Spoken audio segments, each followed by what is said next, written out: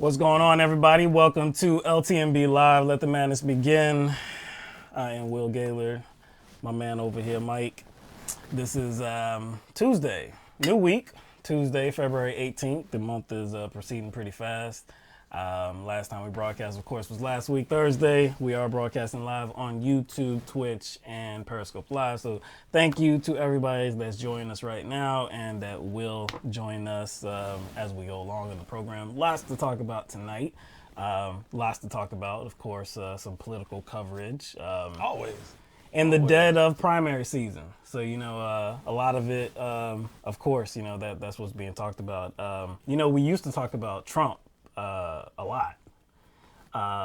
And we don't do it too much anymore, not because he's not relevant, but a lot of the news is repetitive with Trump. He's bad. You know, we know he's bad. We've talked about a lot of his bad policies. He's bad, and the Democrats are going to exercise their oversight power to try to stop him. Yeah. You know what I'm saying? Yeah. I mean, that's the narrative. Sure. Okay. That's the narrative. That's the narrative. I mean, it depends on which Democrat really gets. I know office. Because you know, might be a I would say continuance. when probably the most prominent Democrat, Nancy Pelosi, kind of like not just signals, but you know, explicitly says, I don't know if we want to impeach him. I don't know if we want to do this. I don't know if we want to go after his financial stuff. I don't know. It just kind of like makes me a little bit wary. Yeah, how serious they are. Yeah, exactly. About How serious actually they are about changing actually like checking this dude. You know what I'm saying? I'm pretty sure there's plenty of Democrats that do want to, but yeah. But mostly they're an objection to his style, though, and we all know that. A lot of his policies, the USMCA has much Democratic support.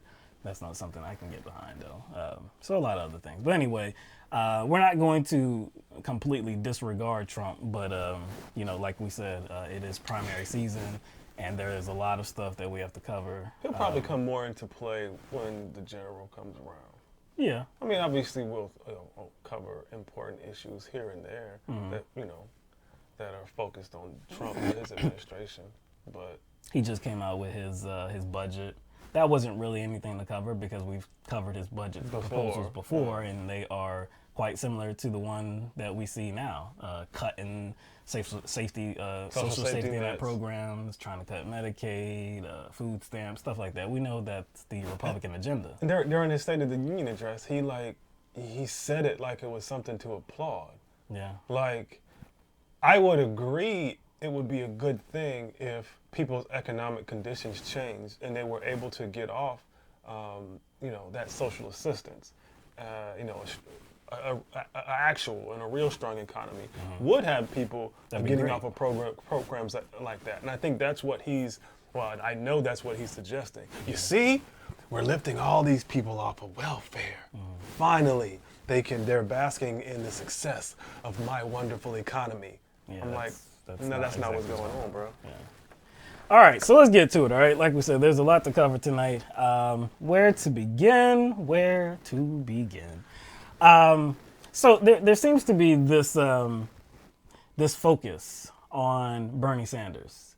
And look, we've seen it for several weeks, several months now, when Bernie Sanders is now being perceived as the front runner. Even before Iowa and before New Hampshire, there was this heightened level of focus on him because they saw what was coming.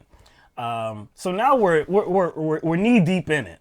It's the full court press, and this Bernie bro narrative continues to wreak havoc on discussion, on conversation in the United States. The fact that it is a conversation is just absurd to me. It's very absurd. So last week we talked about how in Nevada, the culinary union, they put out some flyer about different proposals, healthcare proposals, and how they were in objection to Bernie Sanders' healthcare proposal because it said it would end culinary healthcare, end union healthcare. And of course, there was a negative reaction to that. And apparently, some people on Twitter said some mean things to him. And, I said before last week, I said, if you're going to put yourself out there in public, if you're going to have a public presence, especially on social media, then you need to be prepared for the response in public. You saw the post, right? I saw it. I saw the post too. Yeah. And under the post, it was just people pushing back on it. Yeah, pushing back. They were pushing back on it and saying, hey, this is a misrepresentation. We don't think you're lying. We already know you're against Medicare for all, and that's fine, Right. but don't lie about it. Most of the comments were just general pushback. I didn't really see anybody being unnecessarily antagonistic, rude, or condescending. They were just like, here's facts. Facts. Blah, blah, Honestly, blah. I haven't seen it either. But let's take them at their word. Just save the battle. Just for sake of argument. Just for the sake of argument, they said they were viciously attacked. Viciously. Not my word either. It was their word. Viciously attacked. Okay, fine. Now, again, we said last week that if they were viciously attacked, that's something that routinely happens on the Twitter sphere. That's something that routinely happens online because mean people seem to be online. It's this thing where they can hide behind a profile. Even if their name is attached to it, their real name is attached to it, they don't really have to deal with the complications of face-to-face contact or actually being accountable for their words. It's just they're putting their words out there. So a lot of people say some mean and disparaging things on Twitter, not just as it relates to the Bernie Sanders campaign, but as it relates with everything. That could be another campaign. That could be everything. Supporters of everything anywhere. So we know that happens, but specifically Bernie Sanders supporters are being called out. So Bernie Sanders did have a response to this, and he sat down for an interview on PBS, and here's a clip of what he had to say.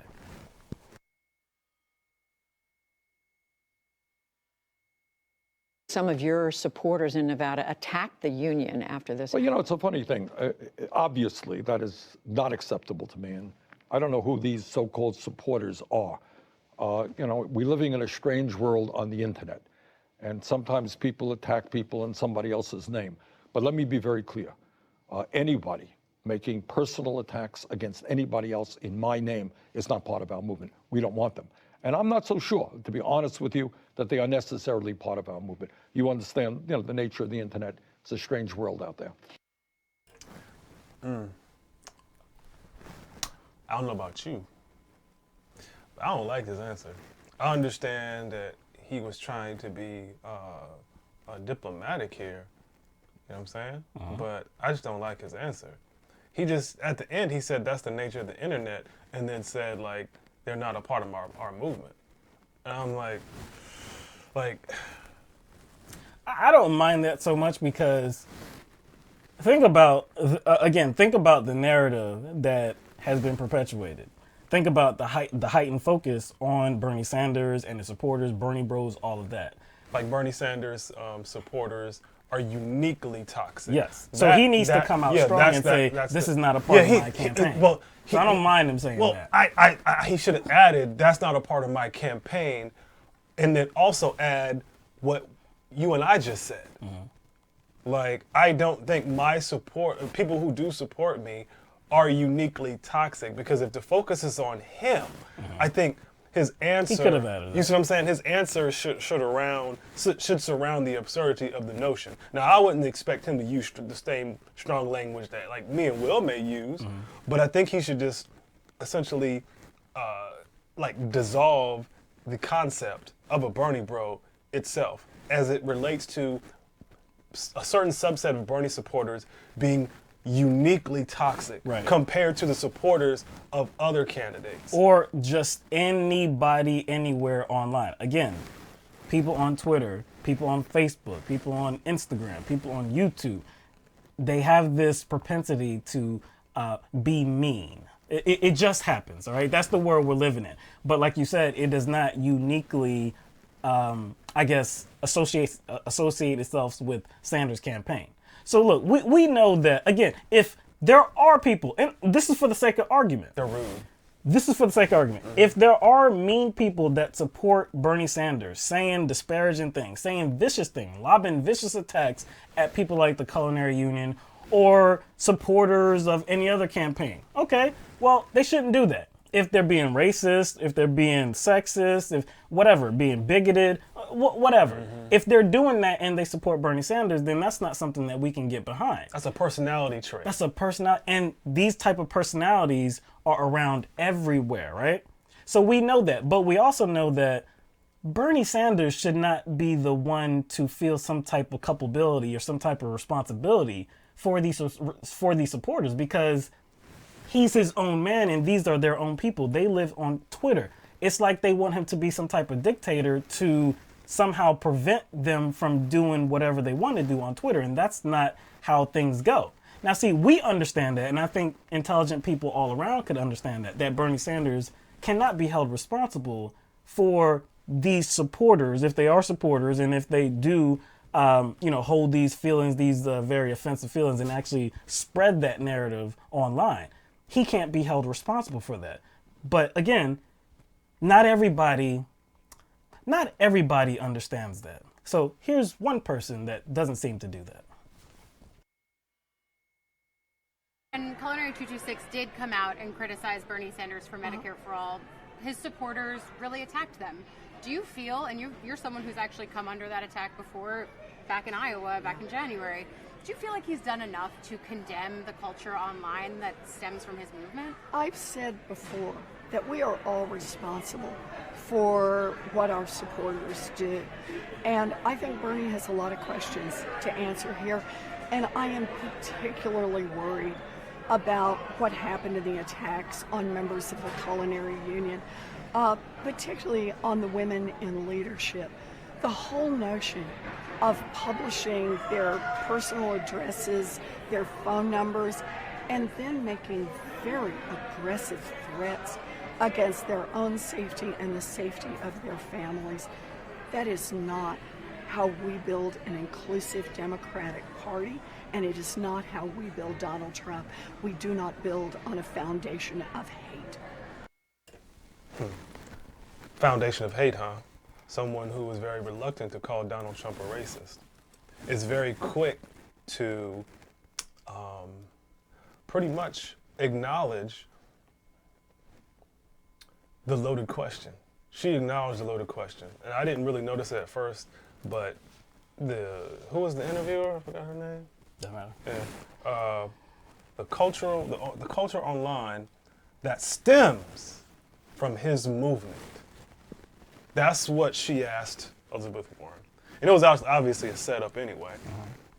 It was set up for her to answer it in the way she did. But I want you to think about that for a second. The culture online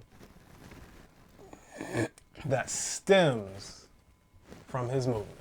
So Bernie Sanders and his campaign, his platform, and those who support him, that's where the online culture, the toxic online culture originates. It originates with his movement. That was a very loaded question. I think she was ready to answer that loaded question. She definitely didn't push back. She just continued with her answer. originates. It seemed to be like, again, if this behavior and this kind of mindset is apparent within some Bernie supporters, it originates within those Bernie supporters. It originates within those human beings, not the Sanders campaign, not the Sanders movement, because nobody can say that the Sanders movement and what he actually wants to push forward is about hate or breeding discrimination or division or anything like that. Have you ever been attacked online by a Hillary Clinton supporter, Will? Of course. Have you ever been attacked online? And when I say the word attack, I just don't mean disagreed with, because that's another element to that surrounds all this, because everybody has different standards and everybody has a different perception of how, you know, people engage with them. Mm-hmm. I've been called a Bernie bro for simply disagreeing with something. Very simple, just real. I've been just called like a Bernie bro for just questioning things, whether the Bernie bro trope or the Bernie bro label has any veracity at all. Right. Is it a valid label? Mm-hmm. Is it something that's constructive? Yeah. Like, I've been called it for just pointing out facts. Just stating facts. You're a Bernie bro. Okay. Right. I've experienced vitriol from Kamala Harris supporters, Elizabeth Warren supporters, Biden. Joe Biden supporters, Right. Pete Buttigieg supporters. But one thing I have never done is say, gosh, like, I'm not going to vote for that person. Right. Because of their supporters. I've never cried about Hillary it. Clinton. I mean, like, never cried about it. You know, I've had tons of bad interactions. Horrible. Like name calling. Like I'm not the aggressor here. I'm not even like prompting any of this, but since I'm a Bernie supporter, it's automatically, oh, you're a cult member. Right. Like you drinking his Kool-Aid, like you sucking his dick, all types of stuff. Never once did I like use that as a way to discredit their candidate. No. I used their candidate's record and what they stood for to do that. And I never put the actions or the behavior or whatever I perceive the character of that person to be inherent in Hillary Clinton or anybody else. It is that person. How they are conversing with me is on them. Now, we had many disagreements with Hillary Clinton and her campaign, and I mean, that was what our disagreement, and that's what our commentary was about. It wasn't about how this mean Hillary Clinton supporter talked to me online. It was never about that. So again, Elizabeth Warren, I don't think anybody would describe her as somebody that's unintelligent. But here again, she's saying that we are all responsible for what our supporters do. No, you're not. Nobody. That is a ridiculous standard, because again, how are you going to, if I'm a supporter of yours, how are you going to monitor what I'm doing? I'm in another state, never met you in real life, never met you. You don't even know my name. How are you going to monitor and control what I do online? We have millions upon millions of supporters for these candidates, but the one candidate is responsible for these millions of people and what they do online. It's ridiculous. She knows it's ridiculous. Yeah, she knows. There's no way that she could think that's a reasonable standard to have. No. It just seems as if that's a reasonable standard because they're talking about one particular candidate. And like, you know, Will and I, and probably many of you can attest to, you've had really horrid interactions with the supporters of other candidates too. I can make that assumption. Yeah. I think I can make that assumption. I think that's a pretty safe assumption to make. And we don't see any other candidate being held responsible in the same way. This is what makes this whole thing absurd and a kind of a bad faith argument. It's a completely a bad faith argument. These people are disingenuous. And to describe what Elizabeth Warren is in particular, desperate. Oh, very, very, very, very, very desperate. And you know who's actually at least a little bit more reasonable on this? Joe Biden. He had an interview with Chuck Todd on Meet the Press, and of course this subject came up, and this is how Biden responded. Bernie Sanders is a guy who says he's going to support whoever's a nominee, and he's all in. Are you confident his supporters will do that, or are you worried that some of his supporters, and do you think if his supporters are attacking culinary union members, who's responsible for that? Look, he may not be responsible for it, but he has some accountability. I'm going to not put you in a spot you don't have to. You know me well enough to know if any of my supporters did that, I'd disown them. Flat disown them. The stuff that was said online, the way they threatened these two women who are leaders in that culinary union, it is outrageous. Just go online. I invite anybody to go and take a look. The things they said, the vicious, malicious, misogynistic things they said, the threats they put out. And to say I disassociate is one thing. Find out who the hell they are. If any of them work for me, fire them. Find out. See what's going on. You don't think he's been curious enough? I'm hoping he's looking. But I tell you what, so far I don't think it's sufficient just to say I disassociate myself. We saw the original post by the Culinary Union, their Twitter post, their social media post. We saw Elizabeth Warren actually retweet their post. Biden retweeted it. Who else retweeted it? Was Klobuchar? I think so, yep. Pete Buttigieg, I don't believe, retweeted it, but he did send his own message. I was all up under those. I don't know where they're getting this viciousness from. I was up under all of those. He says, I invite anyone to go take a look. I mean, obviously, it's virtually impossible for me to go to 100% of the comments, but I didn't see this misogynistic and vicious and all these threats that he's talking about. I didn't see any of that. I didn't see it either. Again, for the sake of argument, it happened, okay? It happened. Cool. I said before that at least Joe Biden was a little bit more reasonable than Warren because, again, Warren said that we all are responsible for what our supporters do. At least Joe Biden said, no, I wouldn't say that he's responsible, but I would say that he's accountable. Now, I don't really disagree with that because look, if you're a public figure and it is put out there, it is publicized that somebody is doing something in your name. You're not connected to them in any way, but they are supportive of your message and they're doing something that is criticized.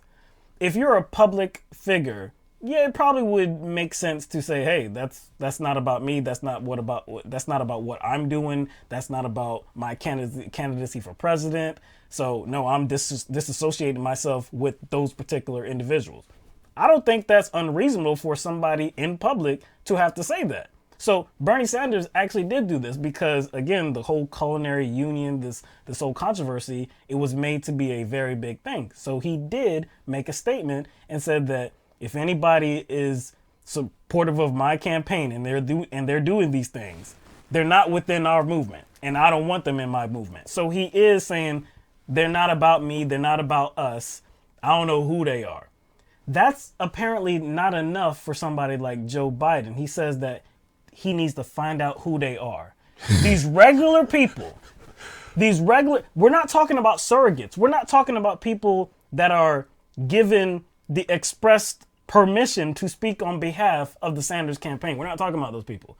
We're talking about regular ass people that can do whatever the hell they want to. We need to find out who they are and then what? See, the thing is, like, I don't even think what you're talking about as far as, clarifying what your movement is about. I don't necessarily think that's even about accountability. I think that's just being responsive, being responsible, Right. Meaning having the ability to respond to certain conditions that exist within the electorate. Now, it would be more about accountability if Bernie Sanders himself exhibited certain traits that influenced people that support him, and they cannot illustrate that at all. So then he would have to be accountable to that. But we haven't seen that.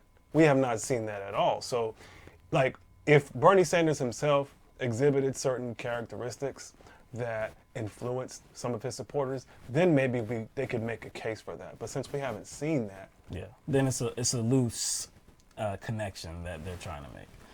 But anyway, again, this is what we're discussing. This is what the media, this is what different candidates are trying to do. They're trying to push back on the Bernie Sanders campaign, who is rising in the polls, and he seems to be a significant threat to capture the Democratic nomination.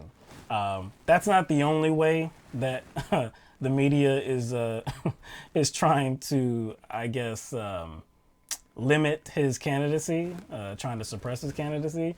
They're also saying that I guess the progressive candidates are not doing as well as the centrist candidates as well. This is a graphic, I believe, from MSNBC, I believe.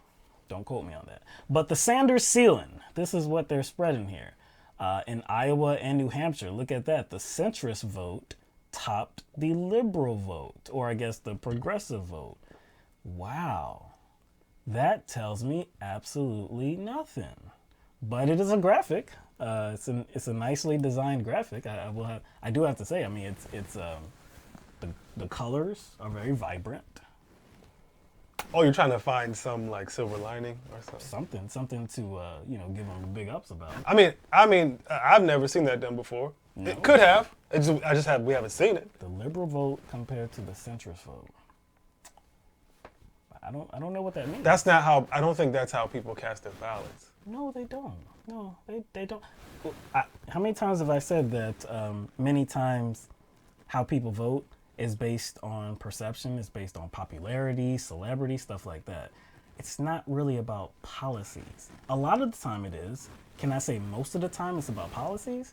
I don't think I can do that. If you know people, I don't think they're voting the most people are not voting based on policies. I don't think that's what's going on.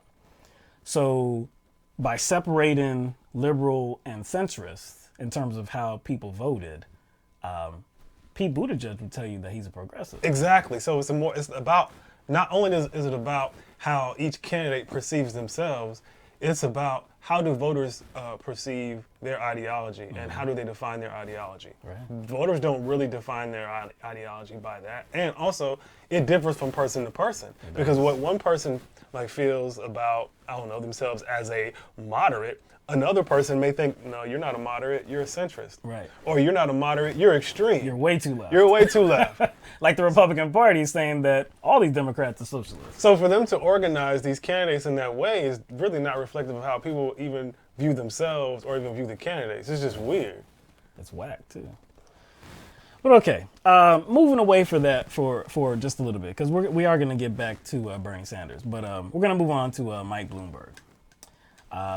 Mike Bloomberg, as we have talked about, he has some problems. Some baggage. Yeah, he has some baggage. His past is hampering him a little bit. Look, he has a long past, and he has a lot of troublesome comments, and some of those comments we have already discussed, how he talked about 16 to 25-year-old minority young males, how they're responsible for 95% of all crime, all murders, and you can just Xerox that profile and send that to any precinct, and that's what crime is, and that's the reason why those particular individuals need to be stopped and frisked. So we've correctly labeled it racist because that's what it is. We didn't really focus on the redlining issue. No, we and him focusing on communities that are not even in red line districts, which tells you what he just likes terrorizing certain communities. Sure. We didn't talk about his sexism and his NDAs. Right. We didn't even talk about the book that Michael Bloomberg's employees created, like a book of his sayings. Right. There's so much that we didn't even go over. Well, what about his comments on farmers not having the same gray matter? His gray matter comments. Right. Not as intelligent as people that have some propensity to understand technology. I'm like, have you seen dumber? Have you seen the inside of a modern truck? There's a lot of technology in there. But again, there's lots of problems with Mike Bloomberg. But the one that is really in the media right now, of course, is his ideas on race and, of course, his stop and frisk policies. So he, excuse me, he has apologized. He has apologized for that policy and ramping up the use of stop and frisk. He has apologized for that. He did that about 2 minutes before he announced his candidacy. About 2 minutes. About 2 minutes before he announced his candidacy late last year. A lot of people are saying that that's enough. He gets it. He gets it. You know what's interesting about that, though? Yeah. A year ago, he said he wasn't running for president. He did. Then Epstein dies. Yeah, and then he said he was. Oh, that's another direction. Go ahead. Go. But anyway, I don't believe his apology. A lot of people don't believe his apology because it seems so empty. It seems timely. It seems like political expedience. But anyway, Mike Bloomberg has not really been held to the same standard as a lot of these other presidential candidates because they've had the opportunity to debate. He has not. And it doesn't seem like he actually wants to either because he's not taking any money. So we're going to get to this. What does that tell you, though? What does that tell you? Like, he is it not seems interested like in being on the debate stage. Yeah, it What seems does that like tell he's you, running though? away from significant questions about his past. That's what it seems like. But anyway, we're going to get to that as well. Recently, though, he did field some questions about his past behavior, about his past policies, specifically about the stop and frisk. And this is what Mike Bloomberg had to say. Mr. Mayor, why did you say what you said in that 2015 speech?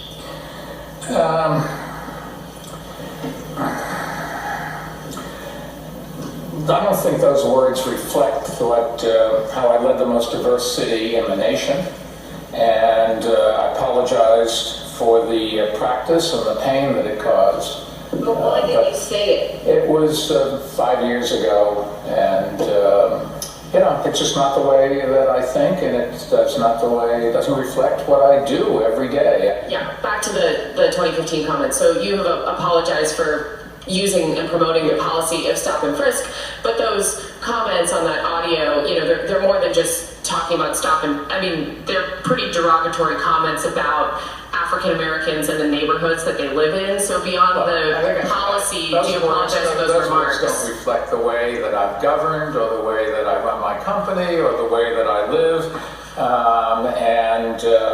I've led the most diverse city in the country, and the public there elected me 2 other times, so I think they're pretty happy. But do you apologize for saying those words?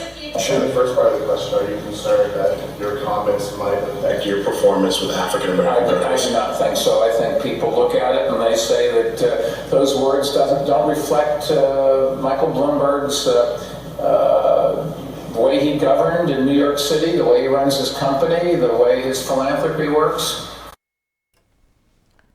It's amazing that he could actually say some of those comments. It's amazing that Bloomberg could say his own comments from 2015 do not reflect the way he thinks. He made the comments, but they don't reflect the way he thinks. He also said that they don't reflect the way he governed. It specifically had to do with how he governed. If somebody believes the things that came out of his mouth, that would inform how they govern. That would have some kind of connection to how they governed. And if you take his thoughts about how minorities, young minority males, are the ones that are responsible for all the crime, 95% of the crime, 95% of the murders. If that's your thought process, then you're going to say, well, I got to do something about these minority males. You know what I'm going to do? I'm going to stop and frisk them. So it did inform policy. It did inform how he governed. How he's not making that connection, I don't understand. And the questioner, I guess, felt that same way too. Yeah. Because did you hear her follow up? Right. Because it wasn't just about policy, because that won't get down to the bottom of it, and she recognized that. Mm-hmm. She said, what about the other things you said? You know what I'm saying? Like, so get away from the policy. Basically, what about the sentiments that you expressed? His attitude, which... Right. It's not just about the policy. It's about his attitude. It's about his mindset. It's about his mindset. And he could not give an answer for that. Well, wait. Well, he did. He did. He's what? Not the way I think. It doesn't reflect the way I think. And what about, and what did he say about the city? It's the most diverse city. So basically, that's him saying, like, I have all these non-white friends. I have all these black friends. Right. I was in the most diverse city. I was a mayor of the most diverse city. And I was reelected. I was reelected, so that should count for something. Yeah. We don't have to bother ourselves with my comments, my attitude, the policies, what I think about people of color. Yeah, that doesn't matter. I ran the most diverse city, and I was reelected, so I guess that's a cosign for everything that I do and everything that I think as well, which is ridiculous. I wonder what all those males, those young black men that were stopped and frisked almost every day on the way to school or the way to work feel about Michael Bloomberg's comments. I wonder. It was, I forgot this one guy's name, Benjamin Dixon. He encouraged people to share their stories on Twitter. You know, the stop and frisk stories. There's one guy, again, I can't remember his name, he talked about how he was stopped and frisked over 62 times. Did they ever find anything? You want to know the answer to that? Do you want to know the answer to that? Pretty sure I know that. Oh, yeah, I think you do too. No, they never arrested, never found anything on him. Now, but they did cause him to live in a perpetual state of fear. That would be called like a police state, or cases where people were handcuffed and put in the back of a police car with no explanation, and then let go without any explanation either. Right. That's oppression. That's oppression. That's like living in a police state. Like, and see, and the problem with that is like you mean to tell me that these cops that are, I guess, directed to certain neighborhoods, right? They don't know these people? Like, why you stopping the same person over and over and over and over again?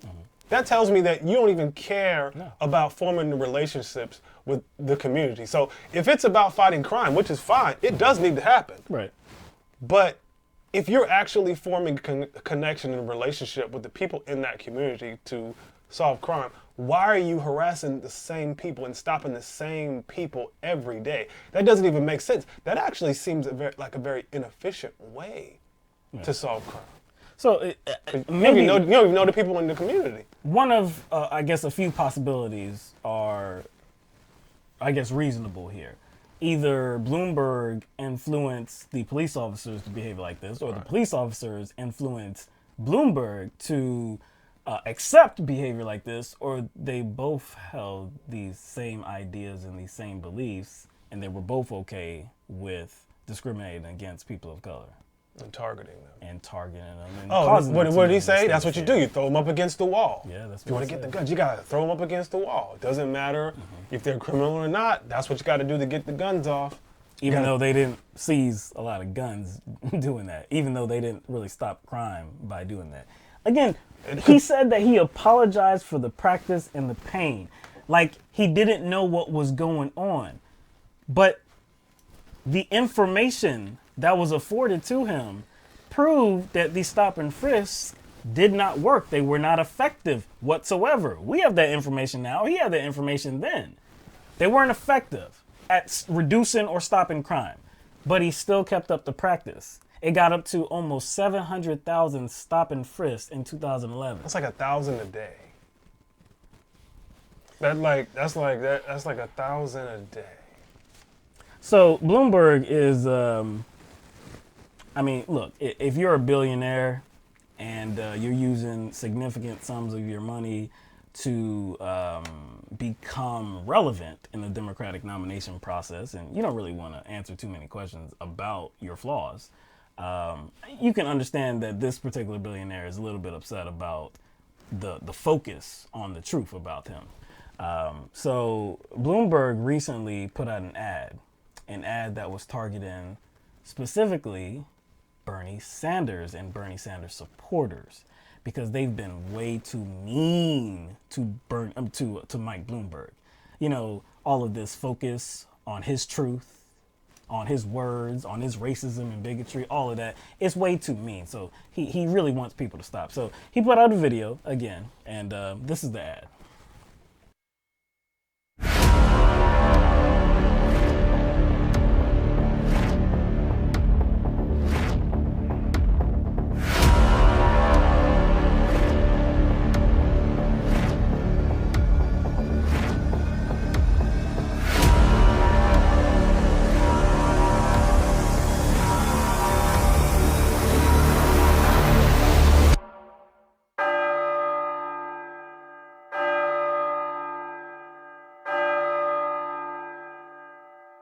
It is vitally important for those of us who hold different views to be able to engage in a civil discourse.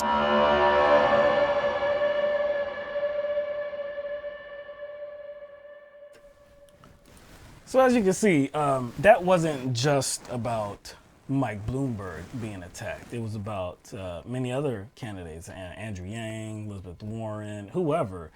The Bernie bros have been vicious online. So he's responding to that because he feels like he's a player in the game now too. So he feels a little bit of that contempt towards these Bernie Sanders supporters. And then that little clip of Bernie Sanders that he played at the end, where Bernie Sanders is saying that we all should be promoting civil discourse, and then the words pop up, really. That's what I would just focus on just for a short period of time right now, because of all of the opposition, Bloomberg's angst about all of this is related to supposedly Bernie Sanders supporters, their comments online, their behavior. And his surrogates specifically. But it's not about Bernie Sanders, though. It wasn't about Bernie Sanders. So why would you respond with really if Bernie Sanders is not the one that's doing it? And if you play a clip of him saying or him promoting civil discourse, that doesn't even make sense. Now, if I wasn't looking at the ad while I was watching it, I would have thought it was a trailer for a horror movie. Yeah, it had that kind of feel. The music, all of that. Like not just a horror movie, like some like suspense. No. I was gonna go like some The Hills Have Eyes. Oh boy. Type. You know what I'm saying? Like something very dramatic about that. Like Halloween, Jason type shit. So you think that was purposeful? Well, he does have the money to maybe get some input from Hollywood producers or anything like that. So maybe it's possible. It's possible. I do think this is kind of interesting considering, again, who we're talking about. We're talking about Bloomberg, whose employees created a fucking book. A book in regard to all this vile shit he said at work. We're talking about Mike Bloomberg, who supported policies that terrorized an entire group of people. Talking about Mike Bloomberg, someone who has been the subject of sexual harassment litigation. Not decades, but dozens of accusations. Like this dude is talking about civil engagement and civil discourse. Like really? All of that is much more than all of the problems with Mike Bloomberg. And again, I kind of doubt. I kind of navigate within a lot of different circles. And you know how many disparaging things about Bernie I see coming from the Twitter sphere, the Warren Twitter sphere, the Biden Twitter sphere, the Klobuchar Twitter sphere, the Buttigieg Twitter sphere. Like, you know how many disparaging things I see? Many. I mean, there's a hashtag called Never Bernie. There is a hashtag. You know what, Will? That's always in my head, but I wasn't even going to mention that. Yeah, there is a hashtag. You notice how, like, Bernie Sanders supporters always get criticized for the whole Bernie or bust thing. Even though the majority of Bernie Sanders supporters voted for Hillary Clinton during the general election. Right. A higher percentage of Bernie supporters voted for Hillary Clinton in the 2016 election than Hillary Clinton supporters, people who voted for her in the primary, voted for Obama. Right. So, facts.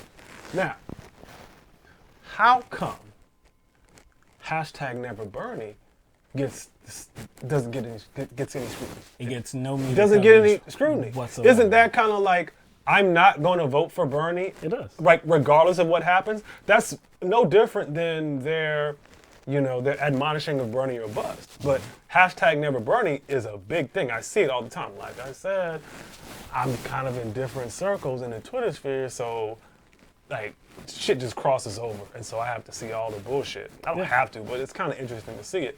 And I see Never Bernie all the time. But you don't see it being written about. You don't see media coverage. You don't see segments. You don't see any kind of conversation whatsoever. Anyway, Bloomberg is trying to make himself relevant. We know that. and he's using his money to do that. Actually, he has crossed the $400 million threshold now. He was at about $350 million. He has crossed $400 million spent on his campaign. So, again, he's trying to make himself relevant, and he is being attacked. He is being attacked. Now, it's worthy. He is worthy. He is somebody worthy of being attacked, no doubt. But he is being attacked by Bernie Sanders, not just Bernie Sanders, but Amy Klobuchar, Elizabeth Warren, Biden. Everybody's talking about Bloomberg because these other candidates don't like the idea of a billionaire trying to buy the nomination. So they've all been attacking him. And also their supporters have been attacking them. Too. But this ad was only about Bernie Sanders supporters, right? So he also put out a letter, okay? And part of the letter reads like this, okay? So Mike Bloomberg 2020. Bernie's new bro, Donald Trump. Really? Okay. It says, in response to the repeated attacks by Bernie Sanders, his spokespeople and supporters today, Mike Bloomberg 2020 responded against baseless charges espoused online, in print, and on TV. And his campaign manager, Kevin Sheekey, goes on to say, it's a shameful turn of events to see Bernie Sanders and Donald Trump deploy the very same attacks and tactics against Mike. But the reason is clear. At this point, the primary is Bernie's to lose and ours to win. Bernie knows this. Trump knows this. That's why they are united in the campaign against Mike. So here we see another attempt to connect Bernie Sanders to Trump. Again, Bernie Sanders is the Trump of the left. Mike Bloomberg was not the first to deploy this kind of attack, but he is surely, I guess, trying to use the same attack, trying to associate these two people. Now, I did like what Bernie Sanders had to say online, or at least his campaign had to say online, in response to this connection. Bernie is Trump, Trump is Bernie. They're using the same type of attacks. Bernie Sanders' Twitter account tweeted out just a simple picture, no words, just a simple picture. That would be Bloomberg and Trump together, you know, golfing buddies, real life buddies, not just golfing buddies, but real life buddies. There's also a clip going around of Mike Bloomberg talking about Trump being a friend of his. So it would seem as though, and Mike Bloomberg also is the former Republican. He's a new Democrat. He just registered as a Democrat in 2018, I believe. So it seems as though if you look at Trump compared to either Bloomberg or Bernie. Who's closer? Who's closer in terms of styles, in terms of policies, rhetoric, in terms of racism, attitude, sexism, all of that. Sexual harassment cases. Yeah. Who would be more, similar to Donald Trump? Michael Bloomberg or Bernie Sanders? But so this is doing the most. Not only is it doing the most, it's, again, like you said, other candidates have criticized him too. But why is he getting criticized? Because he's a presidential candidate. Right. That's what happens. Yeah, exactly. That's what happens. Like, people from all sides are going to criticize you because you're a presidential candidate. It doesn't mean everyone who criticizes you is automatically on the same team. That doesn't make any sense. That's a ridiculous standard. He's suggesting that right now, nobody in the Democratic Party or running for president can criticize him, because if they do, that means they're with Trump. They're partnering with Trump. I'm like, you're running for president, dude, and this is a primary. So you're running against those people. So whatever flaws that you have and whatever baggage that, you carry into this primary, they're going to highlight it. Right, and guess what? Because you're a candidate. And guess what? Again, he thinks he's trying to get Bernie Sanders with some gotcha. See, you're attacking me the same way Trump is, so that means you're together. Y'all are the same. I'm like, actually, all you're doing is pointing out something that Trump is going to attack you with in the general. You're just exposing your vulnerability, because if it's true, it's true. And regardless of whether Donald Trump possesses those same character traits, regardless of whether he's guilty of the same thing, which he is, we know they're closely related and similar in personality, in rhetoric, and in the policies they agree with. Because remember when Donald Trump tweeted the racist. He called Michael Bloomberg racist. He retweeted the whole stop and frisk thing. Right. He deleted it. And why did he delete it? Because he agreed with stop and frisk. Right. So even though we know how incredulous Donald Trump is, even though he really projects his flaws onto everyone else, it won't matter. His supporters don't care. And Michael Bloomberg will get eaten alive by Donald Trump, even if Donald Trump is guilty of the same bullshit. So Bloomberg provided some examples of this very toxic behavior that he objects to. So in the letter, it says the top example.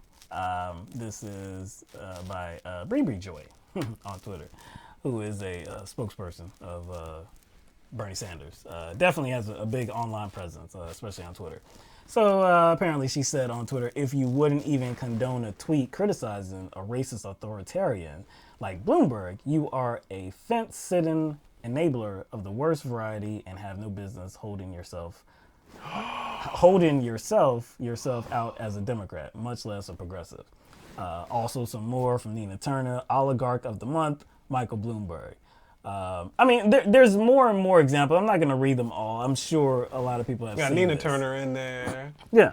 But towards the end, it says, these attacks are unacceptable. All Democrats should focus on the critical task of choosing a candidate that can compete against Donald Trump and win. Now, how do you do that?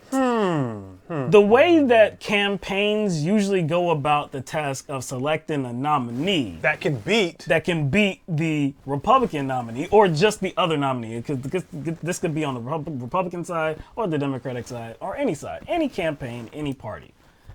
The way that you go about winning an election is that you usually put forth your agenda, your policies, your integrity, all of that, but you also try to compare it to other candidates as well. You also go about the task of vetting the other candidate, and if there is something troublesome about the other candidate, you actually have some kind of word, some commentary on it. So Bloomberg is an oligarch. Oh, I know that hurts you. I mean, I don't think it hurts his feelings, but he knows that it hurts him in this campaign. So his feelings are hurt that people are saying it. It doesn't mean that it's a volatile attack. It doesn't mean like it's out of bounds. It doesn't mean that it's Trump-like. It means that it's true. And if you're going to put yourself out there to run for president, then your record is going to be exposed. You shouldn't have done it if you didn't want this commentary. How else are you going to figure out, like he said, who is the best candidate to beat Donald Trump? Right. Unless you flesh all these things out, right? And all that was mentioned, like all they did was highlight like critiques of his record. Yeah. That's all that he highlighted. Yep. Critiques of his record. This is a dude that is trying to buy the Democratic nomination, but he is mad at being called an oligarch. Well, guess what? He is proving everybody's point. Because guess what? Oligarchs get their way. And he's not getting his way right now. He just wants to buy his way into the office without being critiqued, without being criticized. But that's not happening. That's not happening. So, look, we have seen that there is a lot of support behind Michael Bloomberg, though. Now, when I say there's a lot of support behind Michael Bloomberg, I don't mean in regular people. Because, honestly, I've seen a few people that have said, yeah, you know, I think Michael Bloomberg can win, and yeah, I'm supportive of his candidate. I've seen a few people, regular people, not in person. I haven't seen anybody. I haven't actually talked to anybody live and in person that is supportive of Michael Bloomberg. But online, I have seen a few. But most of the support that I see are from people that have already had some sort of influence. They either hold an elected position or they have held an elected position, and they have endorsed him, and so they are speaking out for him. One of those people are Representative Gregory Meeks, who is a Democrat from New York, same New York that Bloomberg calls home. So recently he had an interview, and I believe this was on CNN, and there's a comparison that is being made in this interview, and it's a comparison between Bernie Sanders and Bloomberg. And I guess Meek's main criticism of Bernie Sanders is that he's not a Democrat. So You'll hear him speak here and how he explains himself. The difference for me is Bernie Sanders is not a Democrat. So I don't understand why Bernie Sanders, who does not want to become a member of the Democratic Party, He vowed he would run, and if he wins, reside as a Democrat. Run as a Democrat. We've asked him on a continuous basis, if in fact you want to be the Democratic nominee, you should be a Democrat. If you're not a Democrat, you should not run. He should run as an independent. He's not a Democrat. So to me, I wouldn't allow a Republican to run as a Democrat or for the Democratic nominee. You don't think he should be allowed to run in the Democratic Party? I don't think he should be a Democrat. I think that he should say if he wants to be a Democrat, he should register in the Democratic Party. And then you can talk about running and to be my representative. I want a Democrat to be my representative as President of the United States, to be my nominee. He's doing it, and he raised a whole lot of money. We'll watch. We'll see what happens. Thank you very much, My Congressman. pleasure.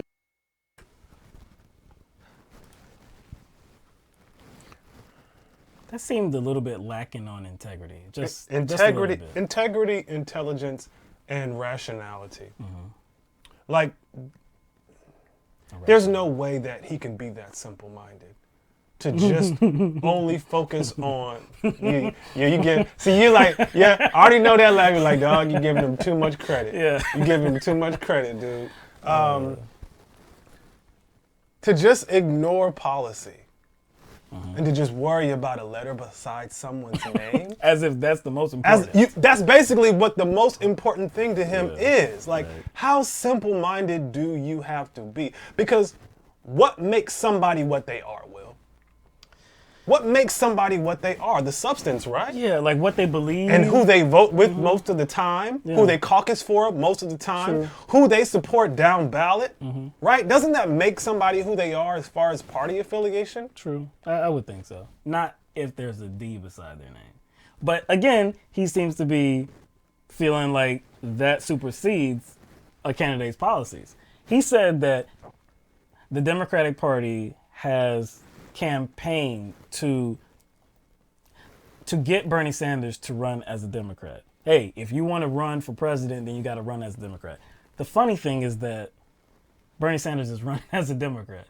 He's actually run, and you remember this was months ago. This was way before primary season even took off.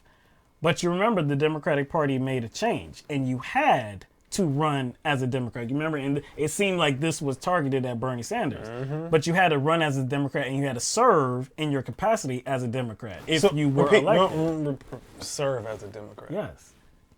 Bernie Sanders, again, is running as a Democrat as he ran as a Democrat in 2016. And if he does get elected, he's going to serve as a Democrat. The only thing that's different here, the only thing that actually would have to be commented on is his time in the Senate right now, because he's a current United States Senator and he's serving as an independent. For Gregory Meeks, that means that he shouldn't be a Democratic candidate because he's serving as an independent. It doesn't matter that his ideas and his beliefs and his platform rest in the Democratic Party.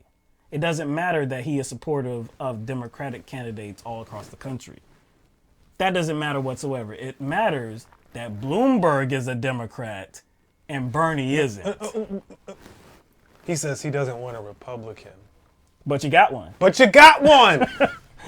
But you got one. This is ridiculous. No, Bloomberg was an independent at one point, but he most recently was a Republican. Supportive of George W. Bush. That type of Republican. All right, so we got another one too, okay? Again, like we said, there's a lot of people that have some type of influence, some type of clout, that are getting out there and having conversations and getting interviewed about their support for Bloomberg. So this other individual's name is Michael Nutter. He is a former mayor of Philadelphia. Some of his time overlapped the time that Bloomberg served as mayor of New York City. And here the conversation is about the stop and frisk. And this is what Nutter has to say about it. When Mike left office, there were 48% fewer homicides in the city of New York, 9,200 fewer homicides during his 12 years in office, but also a 39% reduction in the prison population. So at the same time that crime is going down, hold on, the vast majority of stop and frisk, but I just want to make it clear, the vast majority of stop and frisk, somewhere around 80, 90% of people who were stopped were innocent, and they weren't doing anything. Here's the numbers. 88% were innocent. 88% were innocent. 685,724 were stopped. Are you saying that even though 88% of the people that were stopped were innocent, even though that is what's responsible for homicides going down? No, what I'm saying to you, Katie, is that's a part of the reason why Mike has apologized. He admits that he did not fully see the damage that was being committed by the aggressive nature of the officers, while at the same time crime was going down in New York City, which was his responsibility. He has made a mistake. The question is, after you realize that you've made a mistake, after you have been out of office, after you've had some time to reflect, what are you trying to do going forward? And that requires also, I say fairly, look at the Greenwood Initiative. Look at what Mike has said with regard to African Americans specifically, about wealth building, about 100,000 new black businesses with employees, about 1 million new black homeowners in the United States of America. These are also plans and proposals, many of which are comparable to what he did when he was mayor of New York, that no one else is talking about. It would be easy for me to make some type of joke about his name, Nutter, Nutty, you know. I could do it in some kind of, creative way. Yeah, I know. That's the first thing I thought. Yeah. I kind of just want to say it. But anyway, now, Nutter here is doing the most here. He's trying to, I don't know what he's being given for this support. I don't know what he's getting out of it. But he is completely absurd in his explanation and his excuses for Mike Bloomberg. He said that Bloomberg admitted that he was wrong and he apologized, but he didn't realize the damage that was being committed. He also talked about he didn't realize how aggressive the officers were being. Now, there are these things called stats, short for statistics, right? And the government, could be local, could be federal, state level. I mean, there's stats that these government entities have to kind of gauge what's working, what's not working, who's being stopped, who's being arrested based on race, age, whatever, gender, all of this. They have these stats. Not only did they have these stats, while the stop and frisk policies were in effect, there was a large reaction to it. There was a negative reaction to it. It was ruled unconstitutional. People put forth information saying that it did not have any effect towards crime. Are we a part of government? Are we a part of the government? No part of the government whatsoever. You were aware of this, right? I was aware of this. Okay. I was aware of this. All right. And this is in the 2000s. So we're not talking about the 1970s. 1980s, where technology was not so advanced. So we're aware of the controversy behind stop and frisk policy. Yes. Because it was the coverage of it was very prevalent. Yes. The use was very controversial. The use was very controversial. Nationally. The public outcry was nationally. So is he trying to tell us that Bloomberg was cut off from that? Yeah, the mayor. The top executive in the city was cut off from that. He didn't know. He didn't know what was going on. He didn't know how aggressive the officers were being. He didn't know that the officers were targeting young young males. But he did feel as though they should be targeted because in 2015 he said so. So but he didn't know. How does he not know? So he felt like they should. Exactly. But he didn't know. He didn't know what's happening. Is he trying to advocate for Michael Bloomberg? Yeah. Is he doing this? Because he's saying that Michael Bloomberg doesn't know what's happening in his own city. Right. He did say that, see, look, what you have to do, right? Afterwards, once you get out of office, that's when you have time to reflect. And that's why he apologized. But it took him till 2 minutes before he announced his candidacy. he left office in 2013, I believe, the end of 2013, I believe this was. So in 2015, at the Aspen Institute, he was still saying the same things that were supportive of stop and frisk. The same things that I guess we can call racist. The same things that would put forth a policy like that. If you're bigoted, if you're racist, if you believe that minorities commit all the crime, that's why you would put forth a policy like that. In 2019, early 2019, he was still defending the use of stop and frisk. So at what point is too late?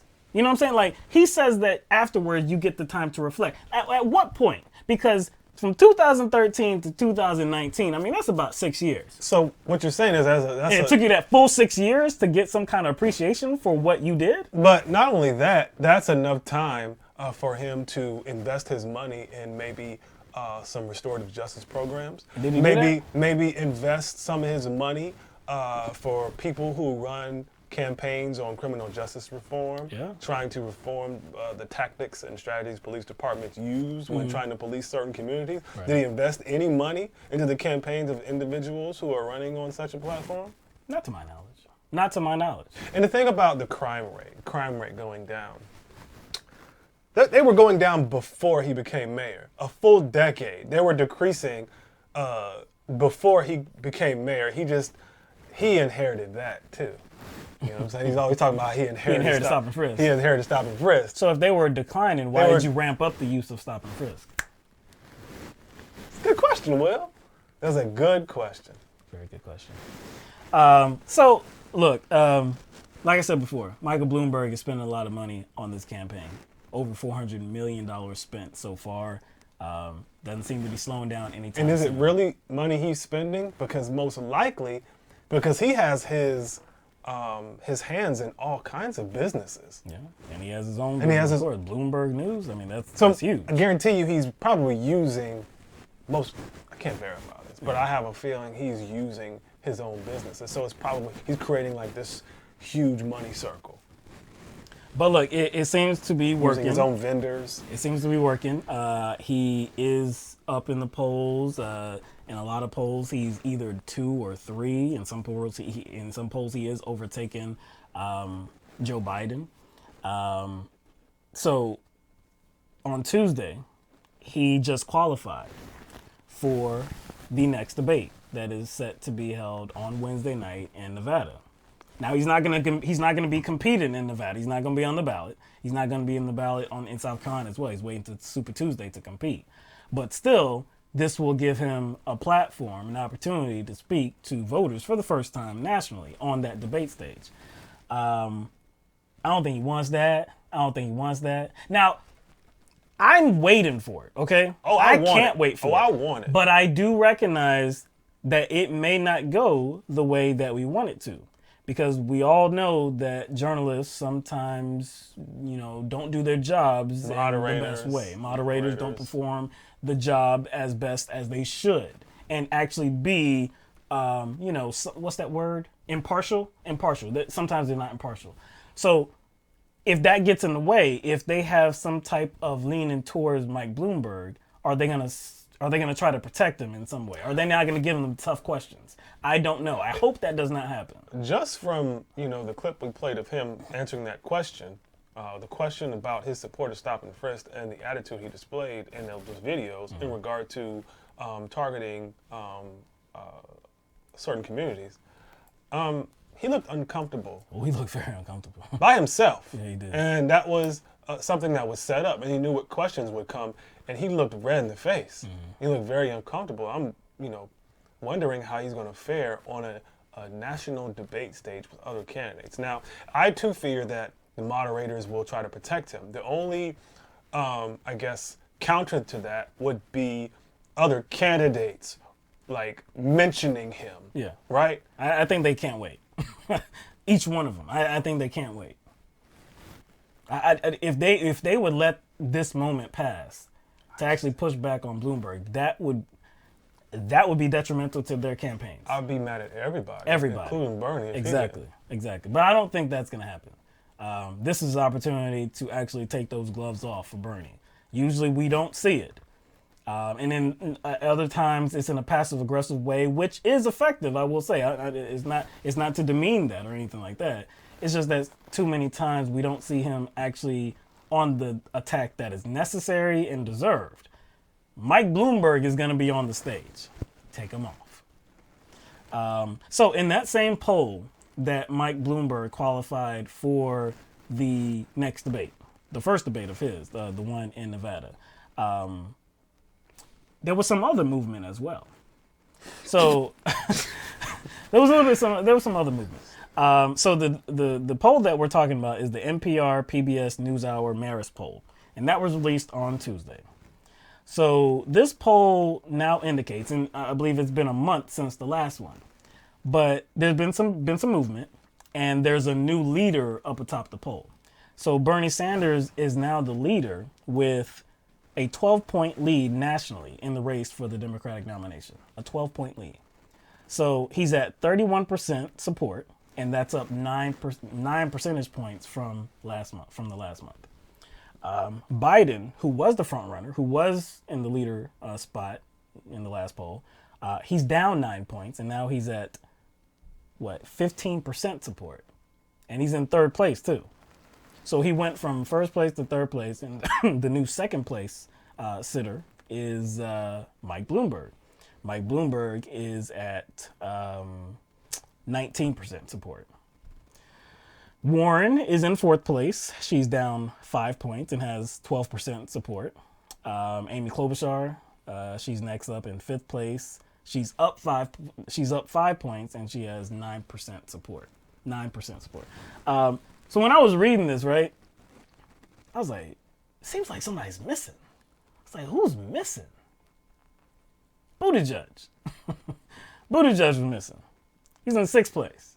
That's a sharp drop off. Yeah, sixth place, 8%. Based on his Iowa finish and New Hampshire finish, that seems like a drop off. Now that's not a reflection of people, casting a ballot. That's just the polls. But if things remain the same, right? Mm-hmm. If things remain how they have been going, like in the first two primary races in regard to polling and the results. Not good news. Not good news. No. He's at 8% support, Buttigieg is, and he's down 5%. So, I mean, look, going into primary season, we talked about how he was doing well in the polls in Iowa specifically. We didn't know so much about New Hampshire, but it seemed as though leading up to it, it was one of those states where he was doing better than all the rest. I don't think we expected him to finish second, but he did. Okay, so he had a good showing in Iowa and New Hampshire. And if you're talking about the delegate count, it looked like he's up atop the leaderboard by 2 delegates over Bernie Sanders. But all these other states coming up, it doesn't seem as though there was any carryover support, any kind of momentum that built from them 2 early states, because maybe that's what they were hoping. Maybe he's that's, down. Maybe he's that's down what, maybe that's what they see. Maybe his campaign knew that they had to, I guess, overly celebrate his first 2 victories because they knew he was going to face a difficult uphill battle. And kind of like exaggerate what they were. And, hey, that's a smart campaign tactic. Like, hey, and come out early. Profess to win, even though it makes sense. And these articles about Buttigieg having a strong second place finish, right. And kind of parroting that conclusion that a lot of media networks had. It's a good campaign strategy. They understand their limitations. Get the ball rolling. Yeah, they can't necessarily project that out there, but they know their limitations. Mm-hmm. And so I think it's more of like, okay, we got to do something to psych the voter base out. Hey, we won the first, we kind of won, because they consider it a victory. Yeah. Even the second place finish, they consider it a victory. They do. So they're trying to capitalize off of that and I guess consider that momentum to try to influence voters in a way that makes them think that, hey, this guy has a shot. Yeah. So let's flip our support to him. Look, Nevada's coming. Nevada's coming. Okay. Thursday? Is it Thursday? Saturday. It's Saturday? This is the one that's, yeah, because you mentioned that in the other show. You were That's like, right. you never heard of one being on Saturday That's before. right. Because I think it's on the 22nd. On the 22nd. 22nd. So, okay, in a Saturday. few days. A few days is on Saturday. Okay, all right. It's coming. Buttigieg is down in national polls and in state polls. It's coming. I can kind of apply the same the four-letter phrase, or not four, the four word phrase. Oh, that you apply to Trump supporters. Yeah. The pain is coming. Yeah, it looks that way. It looks like the pain's coming. But we'll see. Maybe he will shock the world. It really, but Maybe okay. he will shock the world. Yeah, and if he doesn't shock the world and has somebody tweeted at me one time, at one point last week maybe, or a few days ago, I can't remember. And I was saying that he was going to finish 5th. I think he's probably going to finish 4th or 5th. I'm thinking 5th. But even if he does, well, because Bloomberg's not in the race. yeah. And you know what? And look, all of this talk about Bloomberg, we have no idea. Again, I can't put my finger on the pulse because this is all sort of manipulated by money. It's virtual almost. Yeah. It's like we're just kind of looking at it virtually because we really don't know how much support he has. No. So we're really gonna have to wait till Super Tuesday to really see. Well, Bloomberg. I'm not Bloomberg, but Buttigieg. A strong 5th is probably coming. You know that's going to go. That's exactly what's going to happen. A strong 5th is coming. Yeah. Hey, we consider it a victory to be even in this position. Yeah. Who would have thought the mayor of a small city would have been even, blessed to be in this position. To make it past the first 2 states. Exactly. I mean, come on, that's a win. Hey, like, it's good that we got any votes at all. Who would have thought I would have been here? So that's momentum, folks. Yeah, and we're going to take this momentum. We're going to take this momentum to South Carolina, where we have even less support. Yo, South Carolina's is good. It's going to smack him down. Ooh. We'll see. Because he has like .001. I'm saying he's like what? Like the highest. I think the highest he's ever polled with black people is like 4%. I think there's a chance that, look, there's like a top 6. If you count Bloomberg, there's like a top 6, right? Biden, Warren, Sanders, Klobuchar, Buttigieg, Bloomberg. Yeah, there's like a top 6. Steyer? You gotta count Steyer because of how he's polling. I mean, I think he's doing the best in South Carolina, but I don't know if he's polling really well in any other state. Yeah. So okay, 6. If you want to count Steyer, okay. But what I was gonna say is after Super Tuesday, of those 7.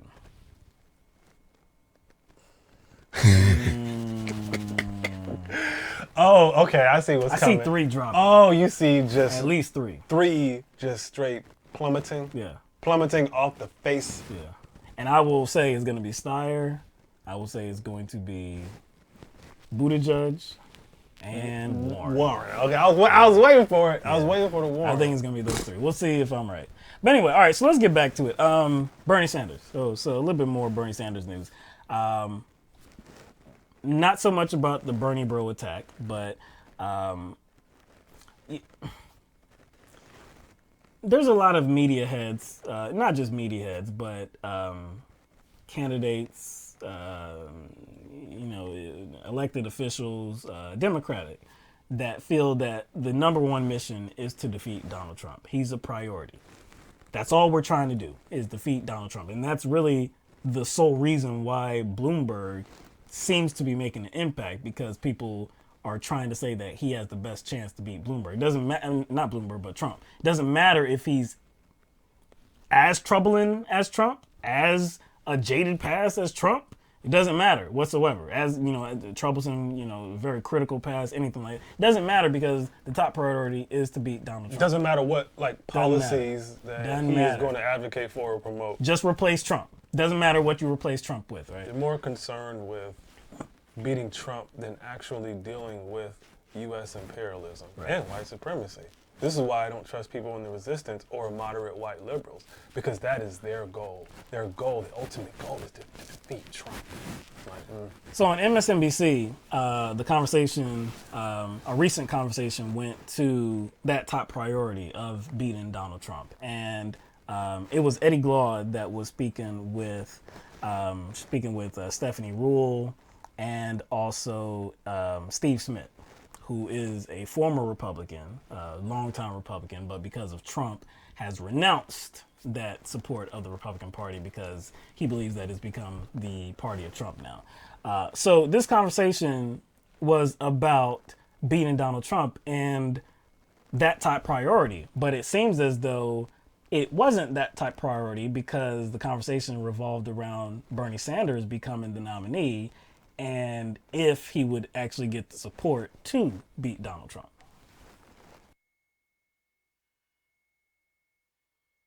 If Donald Trump is the emergency that you say he is, if he is that emergency, and the Democratic Party puts forward Bernie Sanders, and you tell me that you can't vote for him, then it seems to me that Donald Trump isn't the emergency that you say he is. But then my question to you, Eddie, would just quickly be, when you look at the 2018 midterms, the majority of Democrats that flipped the House were moderates, save a couple. So when you say the Democratic base is far to the left, they weren't in the historic 2018 midterms. Well, I think what's interesting, I don't like to use the language of far to the left. What I think is that what we saw is that Democratic voters across the board, whether they were progressive or whether they were moderate, understood that they had to turn out in order to flip the House. And what we saw is that progressives in Alabama voted for Doug Jones, knowing who Doug Jones was. Progressives Wouldn't in you say Virginia. Doug Jones is quite moderate? Yeah, progressives and in Virginia. Republicans Progressives, and independents. exactly. A coalition, a broad coalition of progressive Democrats and Republicans. Will those Republican voters vote for a socialist who honeymooned in the Soviet Union,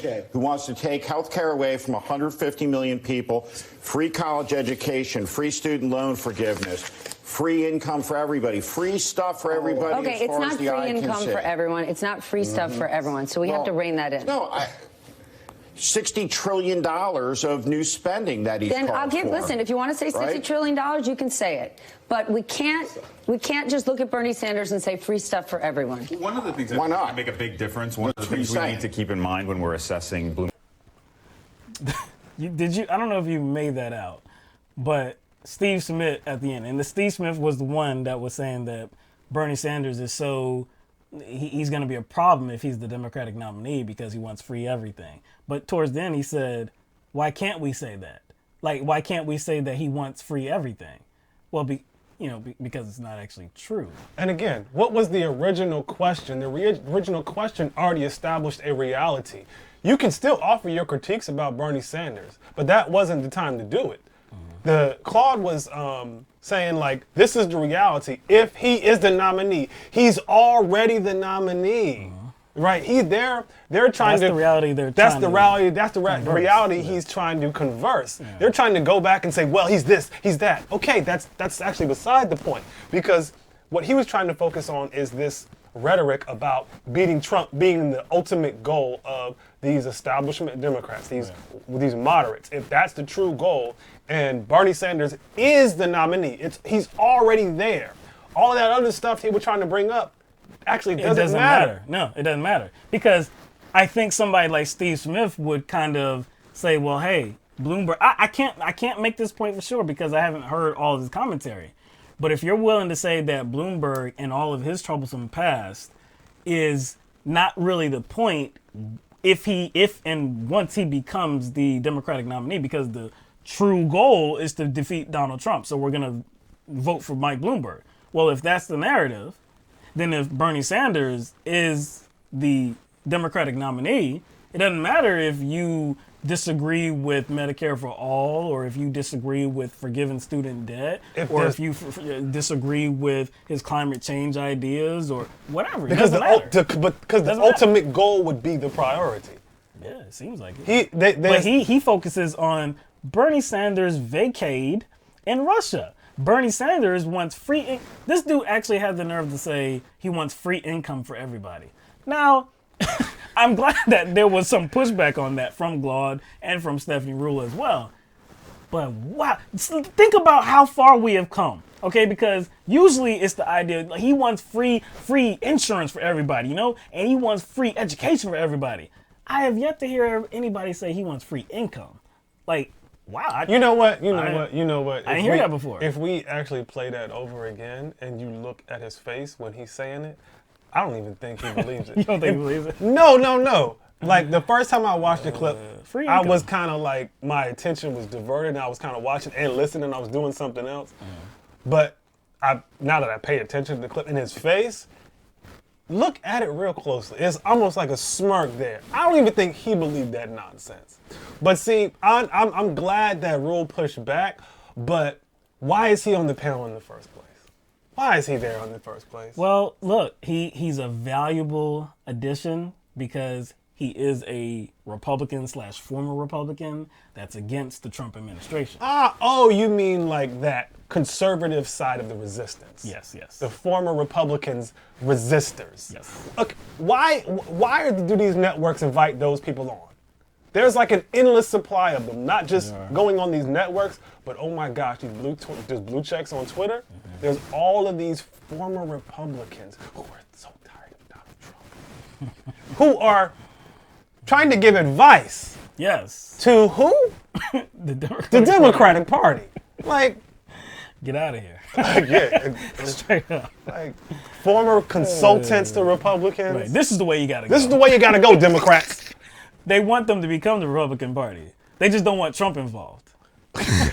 It's like really? Come on, man. Like they want that's why they want Bloomberg, because they know he is a Republican. Exactly. Somebody, I think one of my friends on Facebook, Lorenzo, he called Bloomberg Blue Trump. Blue Trump. Yeah. I didn't think about that, but yeah. I like sounds that. right. I Sounds like right. that. I like that. But anyway, kind of to go to a segue, because he did mention healthcare, I believe, wants free healthcare, this and that, right? Recently, there was a study done, okay, on Medicare for All. And we know that Medicare for All is a proposal by Senator Bernie Sanders.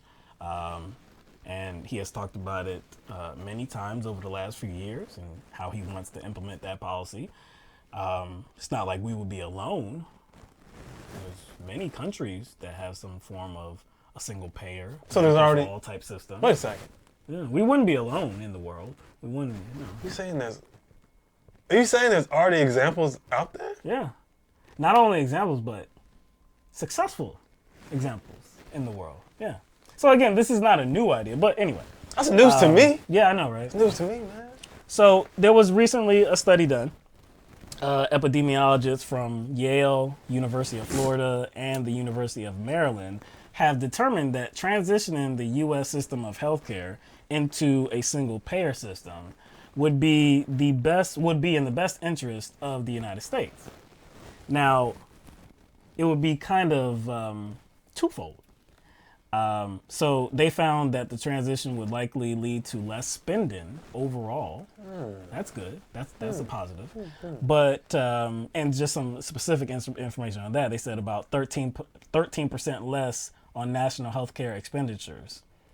But also, it would prevent about 68,000 deaths yearly. You know what? Maybe that should be used as a talking point. Because what do people use as a talking point against Medicare for All? You're gonna kick millions of people off of their insurance. Right. I think, any advocate for Medicare for All, including Bernie Sanders, should go on the offensive. Yeah, I think so. And say, oh, okay, so I guess you're okay with 68,000 unnecessary deaths, right? So there's a segment that we would like to show you. Yeah, per year. Unnecessary deaths per year related to the healthcare industry. So there's a segment that we wanted to show you. It was on MSNBC, and Katie Tur is the host here. Joining me now, former health insurance executive and president of Business for Medicare for All, Wendell Potter. He's also the author of Deadly Spin. These are some pretty important numbers and significant numbers. $450 billion saved and 68,000 lives saved. It's one of the most important studies I've seen. First of all, it was done by Yale University researchers from the School of Public Health and published in one of the world's oldest and most prestigious peer-reviewed journal, The Lancet. So those items alone, those characteristics alone make this a very, very important study. And they do make the case. They looked at a broad range of the economic studies that have been done, taking them all into account, and they have an interactive element of the research showing how much can be saved if this happens and that happens. But just equally important, one of the things that's been kind of lost in this debate is the human cost of not moving to Medicare for all, and how many lives will be saved. And there have been some reports that many thousands of lives have been saved since the Affordable Care Act was passed, and that's true. But more than double that would be saved if we move to Medicare for all. So it's really important in making these researchers have no affiliation, no financial connections to either side of the debate. 68,000 lives saved every single year. Can you explain to me what sort of lives or what sort of conditions that people would have that they would now survive instead of succumb to? The full spectrum of illnesses and even injuries that people have in year to year, everything. Because in the current system, even if you have employer-based coverage, it's not secure. You can lose it when you lose your job at a layoff. So a lot of people who think they've got it made find out that they don't. And they might have a heart attack. They might have cancer. A lot of people could be saved and will be saved when we finally get everyone covered in this country through a Medicare for all type of health plan. And this is people at all ages. You know what I don't like, man? I don't like the propaganda, man. He's over here trying to sell this obvious lie. Like, people don't have it made with employer health coverage. Yeah. Like, if they lose their job, is there not COBRA? There's Cobra yeah, they can go to man. private insurance. They can go to COBRA. They can go to COBRA private Shell insurance. out about like $400 a month for, just one person, I believe. I think it's only one. Yeah, person. have you seen some of the rates for family? There's a lot of people on Twitter who share what these insurance companies offer them. But hey, they got some affordable prices, right? Oh, that everybody can afford. Everybody. When you lose your job. Yeah. I've left an employer before, and I was offered COBRA. And I thought, I had no idea about it. This was years ago. I had no idea what COBRA was. But I had health insurance, and then I knew it was going to end. And I was like, oh, snap. I can still have health coverage? I was like, cool. I opened that folder. I was like, you're kidding, right? Yo, it was like a car note, wasn't it? It was like a car note, wasn't it? It was just me at the time. It was like single. It was a car note. It was over $300 a month. I'm thinking, hold on. At the time, now again, this is past a decade ago. Young man. Young Will, right? Now I was paying something like, at the time I was paying something like maybe, I don't know, $20 or $30 a month. $20 or $30 a month for my health coverage through my employer. And they wanted to jump it up to $300, over $300 a month. 300. I said, yeah, you go ahead and take that. I ain't got that type of money. But look, I like how he highlighted that there's no conflict of interest either. No conflict of interest. They have no financial ties to any side of this debate. This is a former health industry executive, Wendell Potter, that is saying that the best way forward is Medicare for all. And I don't know if anybody saw it, but on HBO, John Oliver, what is it called? The last week tonight. Yeah, right. But he did a long segment on Medicare for all. And if you have not seen that segment, go take a look at it. It's about 19, 20 minutes. It's a very good segment. It's a very deep dive into the conversation of Medicare for all. He comes from, and anybody that knows John Oliver, he comes from England, the UK. And of course, we know about the NHS in England, in the UK, and how it's a single payer. It's government insurance. And he was very supportive of the NHS. And he said that, look, there are some times where wait times are longer. There are some circumstances where wait times are longer. But we have that situation right here in the United States already, because how many people put themselves on hold, put operations on hold themselves because they don't have the money. So it's like people that are in objection, that are opposing the idea of Medicare for all, single payer, they're trying to say that me stopping myself from going into a procedure that I need is better than me being able to schedule that procedure and it actually taking place. So you're saying what's worse? Yeah, what's worse? What's worse? Like not being able and not having access to treatment and to healthcare, and then waiting for it. Yeah.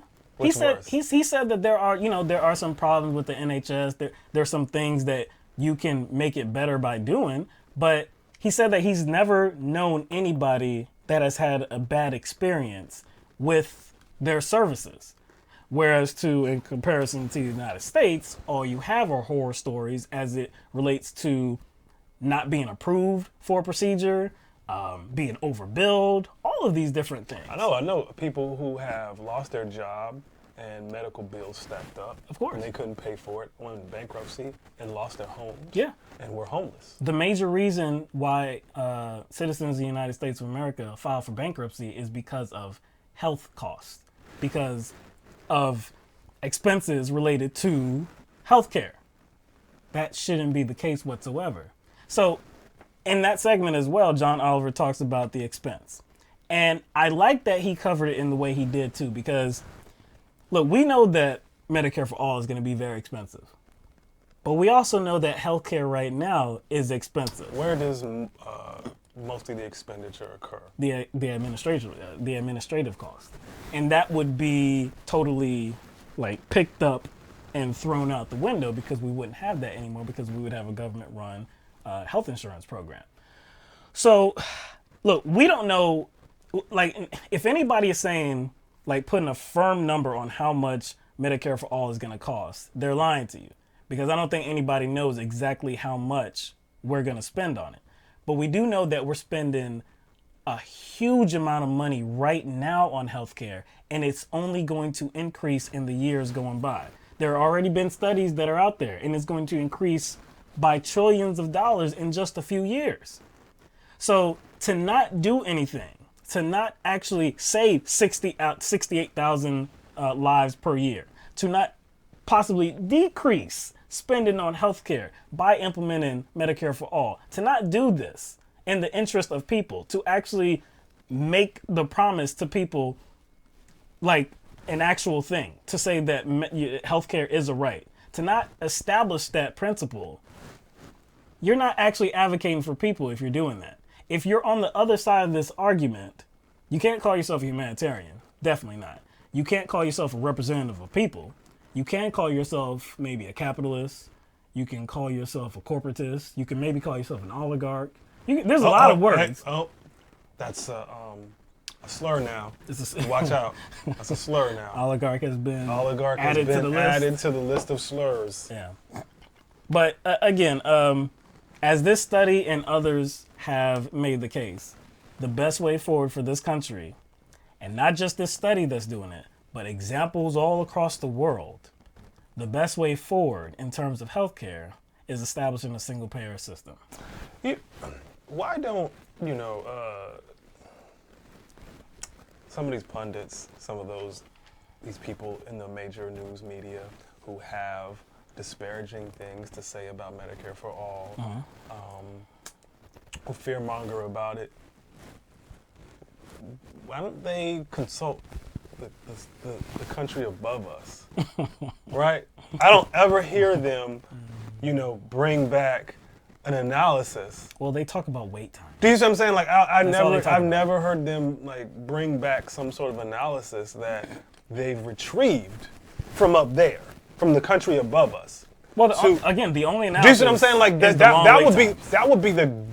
would be a great analysis, right? If you were trying to talk down Medicare for all, if you were trying to communicate to the American people that this is not something we want to do, you would go to the nearest country that has it and bring back an analysis but see, it's that proves your point. But I told you, that it's a limited analysis. All it is because I don't know where I heard this. Actually, I don't know where. I think I heard it on Fox News, and actually, it might have been part of that segment on John Oliver's show. But somebody was making the case that, if you don't like waiting in line at the DMV, you're gonna hate the wait times for healthcare. Well, it's not gonna be the same thing. It's not like you're gonna be in the waiting room and waiting for hours. It's not gonna be the same thing. But is there gonna be a wait time? Like, are you gonna have to wait a couple days or something like that for a procedure? Yeah, I mean, that definitely could be the case. But that happens already. Yes, it happens already. And not only does it already happen already, people who have insurance put that kind of restraint on themselves because they don't have the money or the insurance to get that procedure done. But even people who actually have insurance have to wait. They have to wait too. It's not a good reason to not have health care for every man, woman, and child. It's not a good reason. Because tell me, what price can you put on these 68,000 deaths? What amount of money can you put on those deaths? Because again, we're already spending a lot of money right now on healthcare. Well, nobody can tell you that Medicare for all is surely going to cost more. But even if it does cost more, again, how much money can you put on these 68,000 deaths? What are they worth? And quite honestly, if you're looking at situations like Flint, Michigan, where the amount of special needs kids skyrocketed because of lead poisoning. Right. If you're looking at situations like that, and Flint is not the only city that's suffering from that issue. Nope.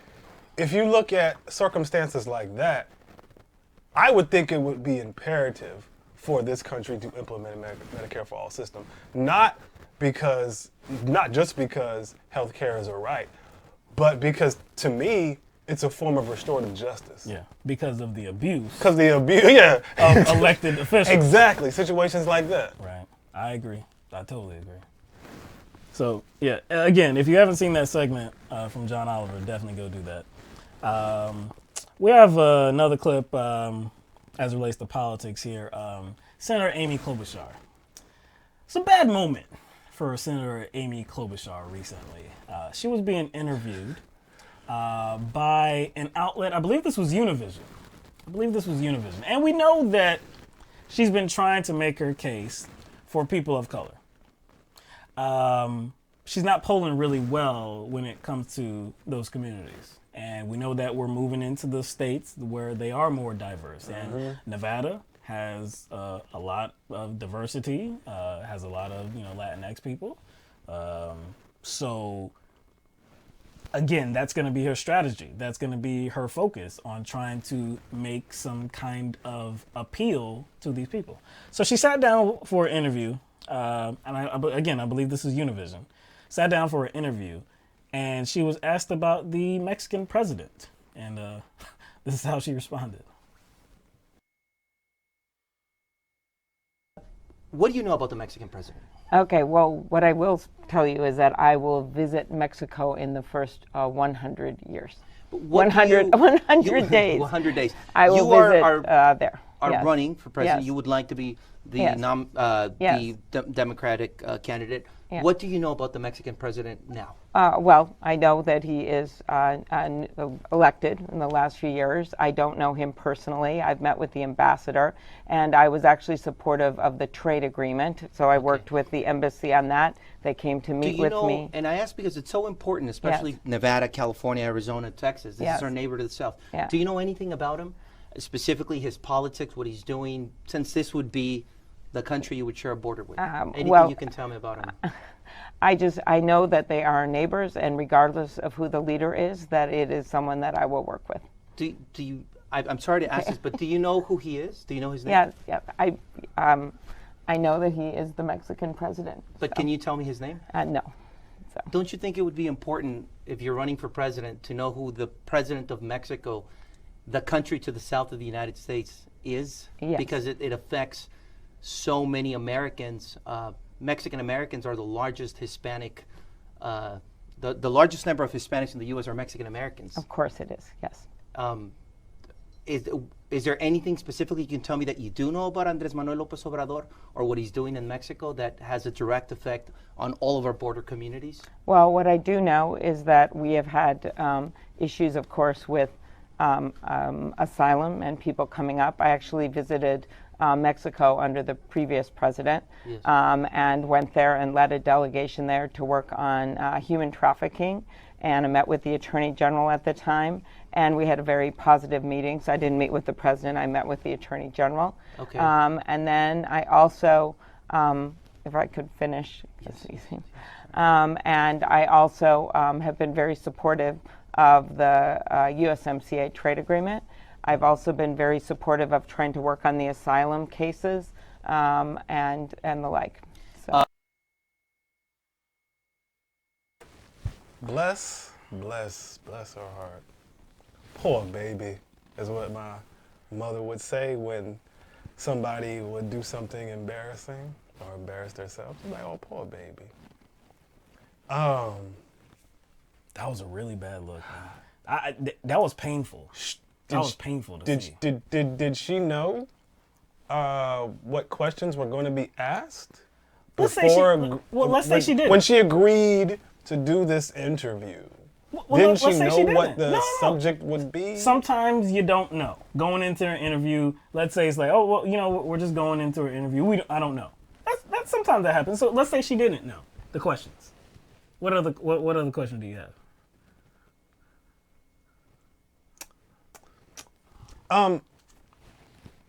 Mexico is one of our largest trading partners. Mm-hmm. And she mentioned that she signed that trade agreement. Mm-hmm.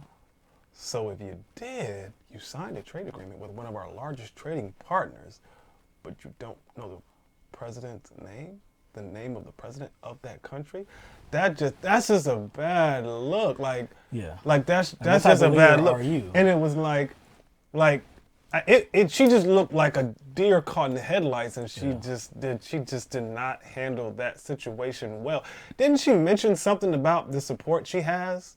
About the Hispanic support she has? Mm-hmm. Or I was like, wait a second, what does that have to do with the answer? I was like, hey, it almost like she was saying, hey, I have black friends. Mm-hmm. I have brown friends. See, I'm wondering, it's reasonable to think that she doesn't have the questions. Like, what's going to be the topics discovered? I mean, the topics that are going to be discussed. That's reasonable. Sometimes you're surprised. Okay. Did she know the outlet? Did she know who was going to be coming to interview her? Exactly. Because, I looked it up. It's Univision. It's Univision. And what we know about Univision is that it's kind of tied to Mexico, right? It's kind of tied to Mexico, I believe. So, or at least Mexico's interest in some kind of way. I mean, well, yeah, that's what I mean. Right. So, you're heading to Nevada. It would has a high Hispanic population. So, I would gather, if I didn't know anything about the subject material, I would gather, if I was a candidate and I was going to be asked questions, I would gather that it would probably be focused on some type of Latinx issues to some degree, maybe Mexican issues to some degree. And if that's the case... And then brush up. Yeah. And brush up just a little bit. Just a little bit. You probably should know who the president is. For somebody for people like us, I'm not sure if you asked me, and I wasn't even prepared for it. Like, it was just a regular day and you just asked me a question like, who's the Mexican president? I'm not 100% sure that I could have said Obrador. Yeah. I'm not 100% sure. Now, I know that we did cover him because when he won his election, we did cover it on this show. Mm-hmm. Now, again, I'm not sure. We're not running for office. We're not running for office. I'm not sure that I could have said it. But I do know what I could told you about him, that he was sort of like a populist, like left-leaning candidate. That's what type of politician he was. He was more like a progressive type of candidate. I could have told you that because, again, we covered it. I saw it in the news. I read some articles, stuff like that. I read about him. So that's definitely what I could have told you. So even if she didn't know his name, she could have probably told you something about the man, about his policies, but she couldn't even do that. He asked him. She's like, do you know anything about him? She didn't. And it's like, at least I found some humor in it. It still was cringy, but at least I found some humor in it. Because if I say, hey, do you know anything about the head coach to the San Francisco 49ers? If somebody asked me that. Somebody say, hey, do you know anything about the head coach of the San Francisco 49ers? And I answered, yeah, I know he's the head coach of the San Francisco 49ers. I'm like, that's what she said. I know he's the president of Mexico. Yeah, and she looked over like to her staff or something like, help me. I was like, oh Lord, the stapler's about to fly. I'm like, please, I was like, please remove all the office supplies. Like, just keep her away from all the office supplies. Like, that doesn't count as an answer. That was in the question. I know he's the president of Mexico. Okay. All right. Yeah. That's what we're talking about. That's what we're talking about. That's what I just said. That was cringe. That was real bad. Oh, man. Real bad. And you know, that brings me back to the New York Times editorial board endorsement. Yeah. When they endorsed both her and Elizabeth Warren. That's right. One thing they mentioned within the details of that endorsement is her foreign policy prowess. Oh, the foreign policy chops. You just wanted to say that word. You just wanted to say chops real bad. But she doesn't know our neighbor's president. Chops. That shit's so bad. That's a bad look. that's a real bad look. It's a real bad look. That's not gonna do it any favors. That is going to be looped and looped. That's going to be on the loop man. That's like a Sarah Palin moment. You know what? I did hear people compare it to it. Now, we definitely know she's way smarter. Oh yeah. Than Palin, definitely. But that did seem But that moment was bad. And it didn't have to be that bad. It did, because Tom Steyer was actually interviewed as well. Tom Steyer and Pete Buttigieg was interviewed by the same interviewer. And they were asked the same question. Tom Steyer could not answer the question. He said he didn't know it. Now, Buttigieg did know. You didn't really see any, viral videos with Tom Steyer's video, though. You didn't see that. It wasn't a viral moment because I don't believe it. He didn't try to make excuses. Like, he didn't try to talk around it. Amy Klobuchar did. Well, I know he's the president of Mexico. Really? You made this worse. You made it worse. You know that, right? What could she have done to make it better, though? Since she obviously wasn't prepared and she didn't know anything, what could she have done to make it better? I think she just come clean in some way, kind of like recognize that. But see, the problem is she didn't know the name. Yeah, she didn't know. So I think like she was completely stuck. If she would have had she didn't know the name or the politics. If she would have, if she knew one of the two, I don't even think there was a way out of this based on her limitations. Right. She would have to know at least one or the other. I think she could have got out of it. Yeah. Like, his name escapes me at the moment, but what I do know about him is X, Y, or Z. Yo, actually, as I recall now, this is not the first time she's had a moment like this. You remember on the debate stage, she was talking about the Kansas governor? The governor, her good friend? Her good friend. Man. She's like, yeah, my good friend. I know her really well. Like, ooh. But see, like, that was embarrassing, but it was kind of like, I think people forgave her for that because she just looked so awkward and quirky in that moment. Because it just looked awkward and quirky. And I don't think it was such an important point. No, because she actually knows her. Yeah, exactly. And I think she was just trying to use this person as a reference to make a point. So it wasn't. But it was sloppy. It was just sloppy. It wasn't like I was like, okay, that doesn't mean she's unqualified. I mean, I think she's unqualified for other reasons. But if you're talking about superficially, whatever. That was just superficial. It was sloppy. This one is like, I don't know foreign policy as it relates to Mexico. I don't know it. Sorry, I wasn't prepared. Sorry. Like that's one of those. That's a Rick Perry moment. oops. Yeah, she might. Oops. She might as well have said oops. Oops. She might as well. Oops. Might as well say oops. All right. We are. You know what? We have just a few minutes for one other thing I wanted to cover. This is about baseball, okay? But not really about Not really about the sport of baseball. It's really about this particular figure in baseball. So Aubrey Huff. Aubrey Huff played baseball for many years. He was a first baseman. Most notably, he was a first baseman for the San Francisco Giants some years ago. He has since retired. Now, since he's been retired, he's been making headlines, or he's been making news for himself in other areas. And that's with some very inappropriate comments, objectionable, offensive comments that he usually puts out forth on Twitter. So, the San Francisco Giants won the World Series title in 2010. And so now it's 2020. They're going to have a celebration of that. They're going to have a 10-year reunion for everybody to come back and just, like I said, celebrate it. Aubrey Huff was not invited to the reunion, which gots to hurt. That's got to hurt. Now, the reason being, it seems to me, it would probably seem to anybody, that it's because of how he presented it. Yeah. How he presented himself. Yes, after he's been retired, how he has presented himself many times over. And so they don't want to be a part of that. So, it makes sense to me. I think it would make sense to anybody that is reasonable. Of course, Huff has some objection to that. He doesn't think it's right, but that's their choice.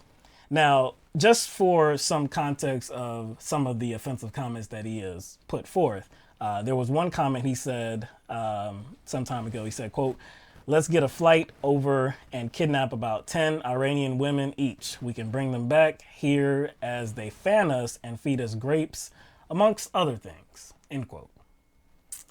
So that's just one of them. There's many. There's many. He's a conservative. And I hate to even say conservative.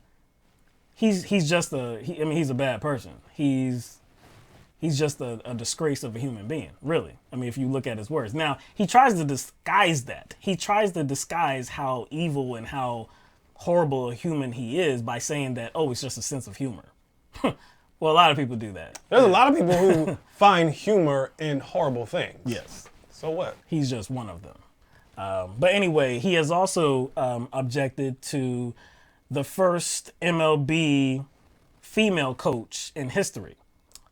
Who is a coach for the San Francisco Giants. I wonder why he would object to that. Yeah, he objects to that. He doesn't think her name is Alyssa Nakin. I'm pretty sure he has an objection. He has let's say, an objective reason for that, right? Well, he's a horrible human being. We're gonna hear some of this commentary. But again, she's the first coach, period, for the MLB. First female coach for the MLB in history. And for playing, coaching for his old team, he has some words about that, some very disparaging words about that. So anyway, after this news broke about him not being invited to the reunion, he got invited on to talk about it on a radio show. The radio show is 95.7 The Games, Joe, Low, and Dibs. And it's a radio station out of San Francisco, California. So, where we're going to pick up the audio is where he is talking about his beliefs and intolerance to his beliefs, and also some commentary about the female coach, Alyssa Nakin, the first female coach in MLB history, his thoughts on it. You believe what you want to believe on the left. I'm cool with it. No big deal. But don't try and tell me how to believe as well. And, that's kind of where I'm in the woman coach thing. Listen, here's my deal with that. I don't believe a woman should be in men's pro sports. Absolutely not. There's so many more people, especially men that grinded it out, that deserve that spot more than she does. But I also don't believe that men belong in women's college sports or sports in general either. Why would they want to be? I wouldn't want to coach women's sports. Women are tough enough to deal with anyway. But let's be Aubrey, do you really think right now is the time to make that joke? We're trying to have you on to present this in both lights. But hey, man, this. You guys had me on. This is how I joke. If you don't like it, then you don't have to interview me. But you can understand why the Giants wouldn't want to bring you back.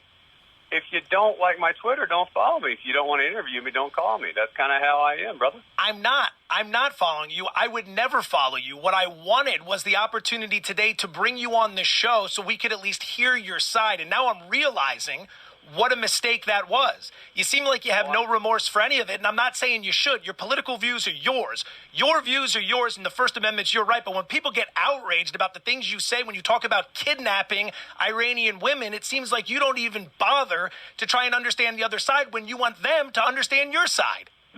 You sound upset, my friend. Absolutely. It's extraordinarily offensive listening to you. Well, I'm not one bit sad that you're offended. I'm sorry about that, pal. I can't do nothing about that. I can completely understand why the Giants would want nothing to do with you. It's a shame because we came on today wanting to see your point of view. I came on today thinking, you know what, maybe this guy, just because it's the Bay Area, they're going too hard on him. That maybe they lean a little too left here and he's getting a bad deal. And now I'm regretting bringing you on because I'm thinking to myself, you know what? He's exactly the turd he makes himself out to be on social media. Hang up on him. We're done. Aubrey Huff, former San Francisco Giant, run that guy. Dang. Yo, that dude gave him what they call the business. Both barrels. He gave him the business. Yeah, that was a strong response. And that was the co-host, Joe Fortenbaugh, who was letting him have it because Aubrey Huff was being Aubrey Huff. And really it was about an 8-9 minute long conversation. And throughout it, Huff mentioned that particular tweet about the Iranian women. He said that he didn't regret making that tweet, but that he regretted the use of the word kidnap. That's not what he was trying to portray, like that he wanted to kidnap them. He said that it was actually about rescuing.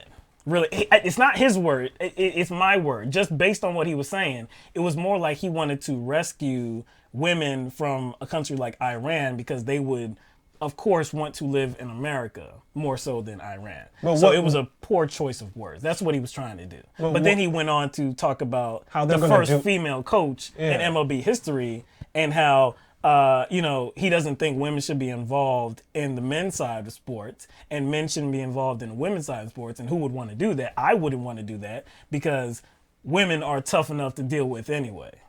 I think what he was trying to be slick, right? He was trying to justify his position on women by saying, well, I don't think that men should be involved in women's sports either. Yeah, he was. But he didn't make that, I guess, he didn't make that assertion and attach some sort of view about men on that.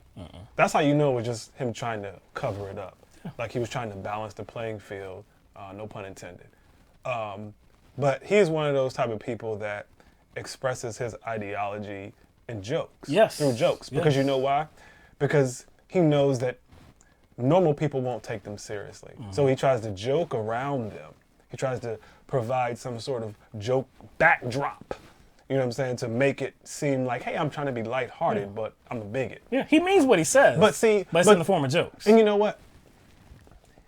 People like that, to me, are the real snowflakes. You know why? Because they don't take ownership of their beliefs. Yeah. They don't take ownership of their positions. And they have to mask them. Because they want the freedom to express their positions, but they don't want other people to make decisions on whether to associate with them based on those positions. Right. So they want the freedom to say whatever they want to say, but not actually be held accountable. And that's what all human beings do, right. Do they not? They do. Like, when we see certain people behave in a certain way, when we see people express certain attitudes, thoughts, ideas, we see they have a particular type of ideology, we see their personality, we see how they treat people, how they think about humanity, we see their worldview, and we make a decision on whether we want to associate with them or not. Now, there are some people who own who they are, and they understand that people will do that, and they keep it moving. People like this, who express very contemptible ideas and are bigots, they don't want to own who they are. They want to have their thoughts and then have people ignore them. They want to be treated like they don't have the thoughts. They want people to still associate with them even though they have these thoughts. They want it both ways. If he would just own it and be like, hey, this is what I think, and I don't care what y'all think. And I'm going to move on with my life. And I understand why you don't want to have anything to do with me. I understand why y'all don't want to talk to me. Y'all don't want to associate with me. And I'm fine with that. If he would just say that and just move on, I'd be cool with it. But he can't do that. But he can't do that. Because he hides behind the jokes. He doesn't, like, again, like you said, he's not honest about who he is as a person. He has to hide behind these jokes to kind of filter the bigotry, filter in all of these offensive comments. The way he talks about women, it's not. This was not just a one-time thing. That's why the host objected to it, because we're sitting here talking about a guy who was not invited to his own team's championship reunion. He was ousted by that close-knit group of players. They want nothing to do with him. The organization wants nothing to do with him because of his inflammatory rhetoric. And in the discussion where you're talking about some of that inflammatory rhetoric, he serves up some more. But behind jokes, though. So it's all good. I think the host did the right thing. And I like the way, where the host was coming from, too. Saying that we invited you on to talk about this and to get just your reaction to it. And we kind of thought that maybe, it being the Bay Area, maybe it was some kind of leftist approach. Maybe they were being unfair to you. So we really wanted your reaction to it. Illustrate to us how maybe you're being treated unfairly. But then you illustrated to us that they made the right decision by excommunicating. If I had a large public voice, right? I had Twitter, Facebook. I had a bunch of followers. I was fairly well known, and I made it a habit to express myself in a very disparaging way concerning women, right? All the time, all the time, and that's what I did. Why would I be surprised if women didn't want to deal with me? Right. They didn't want to associate with me. And this is, again, like, why wouldn't I own that? This is the organization that has a current female coach too. The organization has a current female coach, the first in history. You think they want to be associated with you? If they're an organization that can make that move, a move that no other team in baseball history has made. This is the team that made that move. And you come on the radio and do this. You think they want to be with you? And then you mad that they don't welcome you back with opening arms? Again, it doesn't matter. I used women, but you can use any group. If you make it a habit of disparaging any group or talking down to any group or being bigoted towards any group, and then that group doesn't want to associate you, or not just that group, maybe other individuals don't want to associate with you because of your words concerning that group, you have to own that. Like, why don't you want to own that? He's a comedian. See, just be fine with it. He's a comedian. And it's like, they get so defensive. You can't tell me what to believe. You don't have to believe what I believe. I'm like, actually, no one is saying you can't believe what you believe because that's in your head. No one's mad. Usually people get a little agitated when you project what you believe onto the world.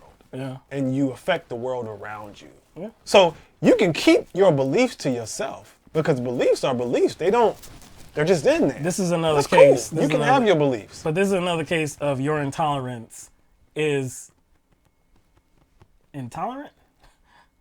No, this is another. My intolerance. Yeah. This is another case where he's trying to You're not make being this tolerant case to my intolerance. Yes. Yeah, there you go. Yeah. You have to tolerate my intolerance. Yes. Yeah, that's right. Yeah, and that means you're intolerant. You're the intolerant one. Right. Again, I'm not. You can have your beliefs because your beliefs are up here, but once you start to engage with the rest of the world and interact with the rest of the world, then guess what?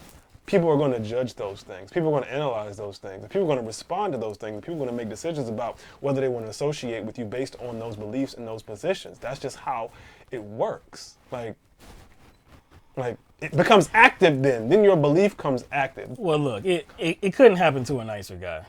It really couldn't happen to a nicer guy, man. I feel tears welling up for Aubrey Huff. Think about how the sports world in general and society would have to rearrange itself if, like, what he wants and what he desires actually manifest. Like, no men involved in women's sports and no women involved in men's sports. Like all the way from, I'm talking about all the way from like high school to professional sports. Like, It's all. Yeah, I know, man. Like what? I mean, we have female assistant coaches that are in football. We have female coaches that are in basketball. We have female officials. Then we have a woman trainer at our high school. Yeah. Oh man. I don't know her name. I can't remember. I remember her face. But it's so come on. It's like it's stupid to even have this conversation in 2020. In 2020, he's putting forth the idea that women don't belong in men's sports. Wait a second. What about all of the female announcers? I was about to say that too. Commentators. What about them? How about the sideline reporters? Should they have a job? When we were talking about Amy Klobuchar, I used 49ers as a kind of analogy. 49ers, they made it to the Super Bowl, right? They lost, but they made it to the Super Bowl. Really good team. They have a woman coach. No, head coach. Yeah, but one of their coaches. One of their coaches is a female. Is a female. Yeah. It hampered them. See, hampered them. That's why they lost the Super Bowl. That's why they didn't win. See, they were good enough to get there, but man, that woman wasn't on the team. See, that's what happened. If a man was in that position, they would have won the game. I would have put him over the top. And that proves Aubrey Huff's theory is correct. From the Bay, too. He should use that. I guess he should use that. He's from the Bay. He should use that. All right, so now we have time for anybody that wants to join the conversation. You just have to call in to 669. Haven't said this number. You the one gave me Klobuchar. I thought you were gonna go. I need some help. Staff. 669-900-6833. I believe that's right? Yeah, 669-900-6833. I like how you be like, because it's right down there. You're trying to do like this, so I ain't gonna look at it. Yeah. I'll be trying to it's just look, I have to really make an effort to remember that number. It's not a very hard number to remember, but I'm just not putting in the work. I just haven't put in the work. You ain't putting, you know it? No. But you don't see me up here. I know, right? I don't. You don't see me up here. I don't. Looking in the sky. Challenge Amy Klobuchar. Challenge Klobuchar over there. All right, but yeah, anybody would like to call in, we would love to, hear your voice. It's been a few weeks now, of course, since we've been able to do this. We were out sick for a while, and then last week we didn't have any callers. So, definitely, if you would like to join the conversation, we would love to have you. And it looks like we already have somebody on the line. So, let me see. Make sure this is going to work here. Haven't tested this out for a little while. Hope we don't have any hiccups. Yeah, any hiccups here. All right, let me make sure that's on. Yeah. All right. Here we go. Let's see. Hold up. No, that's not it right there. Here we go. No, that's not it. All right. So let's get to it. All right. So we have a caller coming in from the 617 area code. Let's welcome the caller. You're on the air live with LTMB. Hey, Mike and Will, it's Ben out front. What's going on, Ben? Good to hear from you. And can everybody in the chat hear Ben? I see the audio waves. We see the audio waves when Ben. Testing. Yeah. Gene, So can hear me, Gene? Can people in the chat let us know if they can hear Mr. Out Front? Yeah, yeah, they can. Gene said, "Hey, Ben." He said, "Yep." There you go. Lisa said, "Hey, yeah, okay, got him." All right. What's up, Ben? What's going on, man? Hey, guys. Yeah, I've been wanting to call. I've missed you guys for those couple of weeks while you were gone, so it's good to have you back and going in full speed and everything like that. So, welcome back. Thank you, man. Thank you, man. Thank you. It's good to be back, man. Good to be back. Mm-hmm. I had a couple of things. One was that, Bloomberg, my prediction is he's going to get humiliated like he's never been humiliated before on the stage tomorrow. I think it's going to turn into a big food fight, so we could probably use Kamala Harris back to say, like, people want to know about the kitchen kitchen table issues, not about like a food fight or whatever. That was like, I don't know. She said it better than I did, but I think that we're going to seriously see the Democratic Party as a whole is going to devolve. So, like, I've called you guys before and said that when you ask people, like, hey, you want to get rid of Trump? And everyone's like, hell yeah, we got to get rid of Trump. We got to get rid of Trump. And then you're like, Bernie Sanders. And then they kind of like are like, oh, well, not him. He's too old. He's white. He's a man. Mm-hmm. It's like, okay, like we can't all get on the same page. But what's happening is these establishment Democrats are all unmasking themselves and showing they play for the Democrats team. They don't play for the American people. They don't care that we're going to get somebody who's equally bad as Trump. They're more enthusiastic about Blue no matter who, about Michael Bloomberg, than they ever were about Joe Biden, about Mayor Pete, young Pete, than about any of these other people who everyone was always just like, hey, don't forget Blue no matter who. Let's not fight too much. Now they're screaming Blue no matter who. And when you go onto Ben Dixon's Facebook and either see him on Content Progressives or just like on his Facebook, the baby boomers, and I can't tell if they're fake accounts or what, but like I've never seen people lash out this hardcore at somebody. He'll post something that's like, Mike Bloomberg has a serious history with racism, and then people just unleash on him. So have you guys noticed that at all? No. Yes. Yeah, I follow Ben. I follow both of his Facebook pages and his Twitter account. And yeah, he's gotten some pushback. I think that has caused him to actually go harder on this. Yeah. And, like he's highlighted, this information was already out there. All he did was take it, clean it up a bit, and then give it a lot of context. Like he's the only one who did that. He like cleaned up the audio and he did this thread. Like this thread, when I saw one of the tweets, I thought it was just one tweet about Mike Bloomberg. And then it was the third one in the thread. And I was like, wait a second, this is a whole thread. He cut it up and he put everything in context with the audio. And it was just well done. Mm-hmm. But yeah, I think like it looks like the pushback he has received has almost acted as some sort of ignition for him. And he's just gone like much harder. And he's made some appearances on some very prominent media outlets too. And I'm happy for him. The pushback is very disingenuous because all you have to do is just study who Mike Bloomberg is. I mean, it's not that we have to guess who Mike Bloomberg is. He has told us so many times throughout his life who he is as a person, who he is as a leader, who he is as an elected official. We see that through his rhetoric. We see that through his actions, through his policies. I mean, there's some video. I mean, we didn't play all the videos. There are many videos out there. There's videos of him talking about how classrooms should have larger sizes. Double. Yeah. We should have less teachers and larger classroom sizes. I mean, and we have to weed out the bad teachers. Yeah. I mean, there's videos of him talking we have to weed out the bad the teachers. Like the bad teachers are the problem. That's crazy. Do you know how many teachers work their tails off? There's no teacher that's a bad teacher. As far as I'm concerned, sure, I've had like a few teachers I didn't get along with. But for you to be a monster and go on TV and say, we need to cut half the teachers, we'll weed out all the weak ones, the ones who aren't cutting it. Like, you're kidding me. That's disgusting. That's not the narrative that we want to perpetuate, because what we want to do is support public teaching.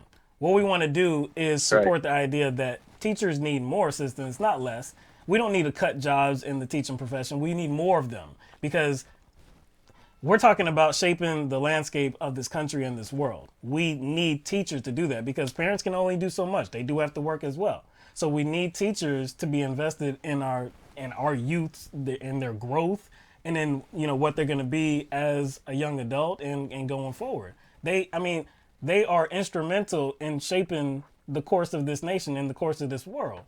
To to project the idea that we need less teachers and more classroom, in a bigger classroom size, his ideas on the minimum wage, his ideas on Social Security and Medicare and how it's going to bankrupt the country. I mean, it's more than just the racism and bigotry. It's about his whole outlook as a politician. Yeah, so that needs to be discussed when you're talking about Mike Bloomberg. Because it's like, I do think that, it's important to focus on his racism and his bigotry, but there's, I think there's other ideologies and outlooks that connect to that, and we have seen his rhetoric, and because I think we mentioned it like at the beginning of the show when he's talking about farmers, talking about they have less gray matter. Yeah.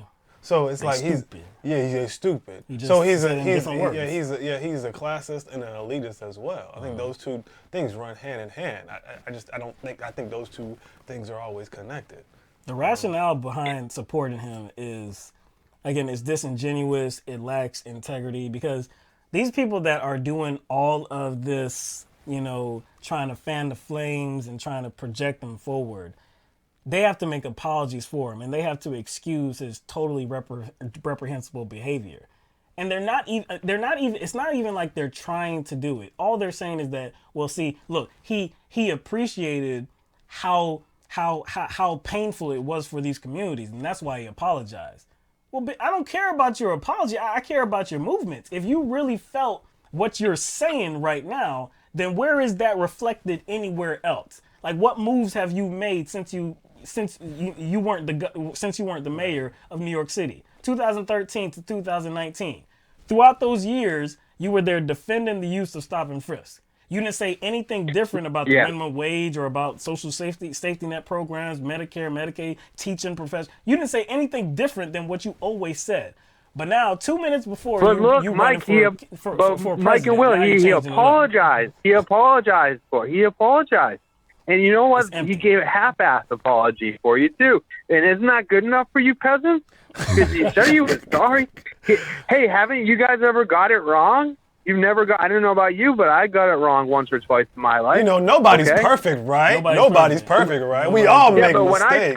When I screw up, it doesn't stop and frisk 5 million people. It doesn't violate the constitutional rights of a 16-year-old kid walking home from a job like his after work job, getting thrown up against a brick wall, violated. Constitutional rights thrown out the window by criminal thugs, basically, and their blue uniforms, and that's not right. I mean, people don't sign up to be police officers. At least, when kids are saying like, "I want to be a police officer" when they grow up, it's not to do stuff like that. It's because they want to, make a better name for them, for a better world, basically.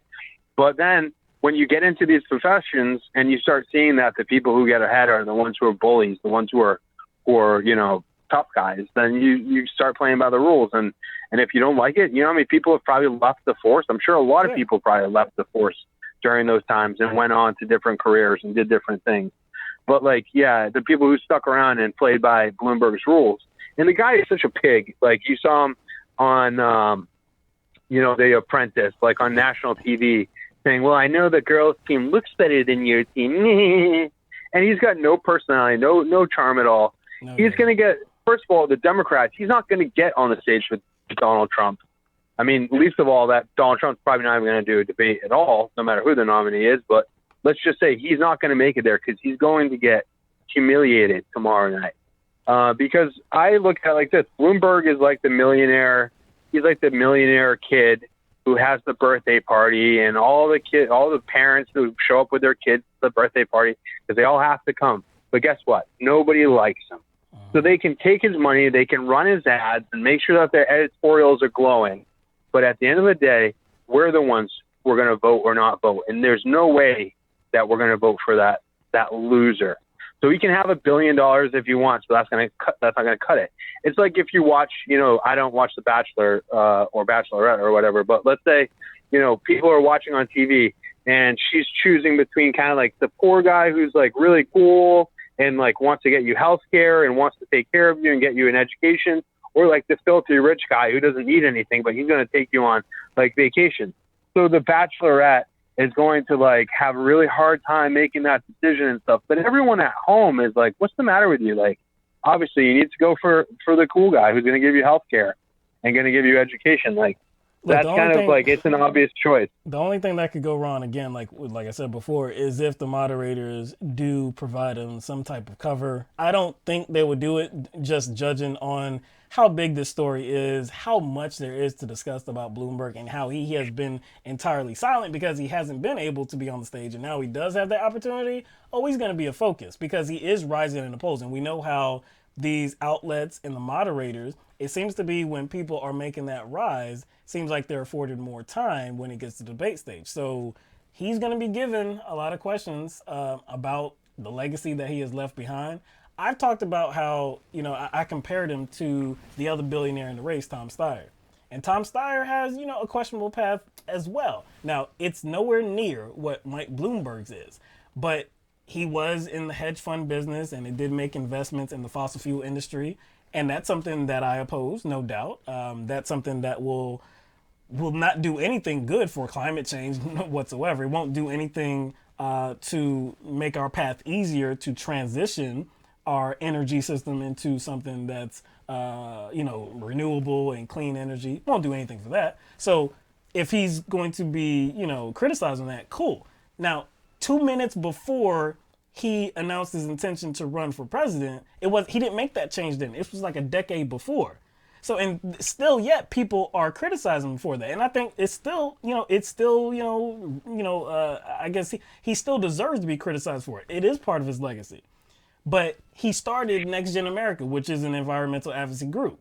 And it seems like he tried to make some positive change on the front of, on this issue of climate change. So that's good. He actually put his money where his mouth was. He actually decided that, hey, this is not the best strategy. I'm actually going to do something positive for this environment. So would you say that would Bloomberg attempting to make amends? Attempting to make amends and actually do something right. Bloomberg did what? 2 minutes before he announced his candidacy, he said, I apologize. And that's all he did. And then he started paying people and saying, like, yo, say nice things about me on social media. I'll pay you $150. Hey, be a field organizer for me. I'll pay you $6,000 a month.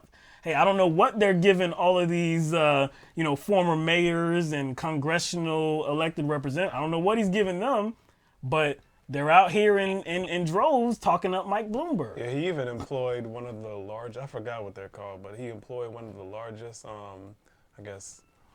meme organizations. They put the memes out on social media. Nice. He employed them to, I guess, make him look cool to young voters by using memes that feature him. Nice.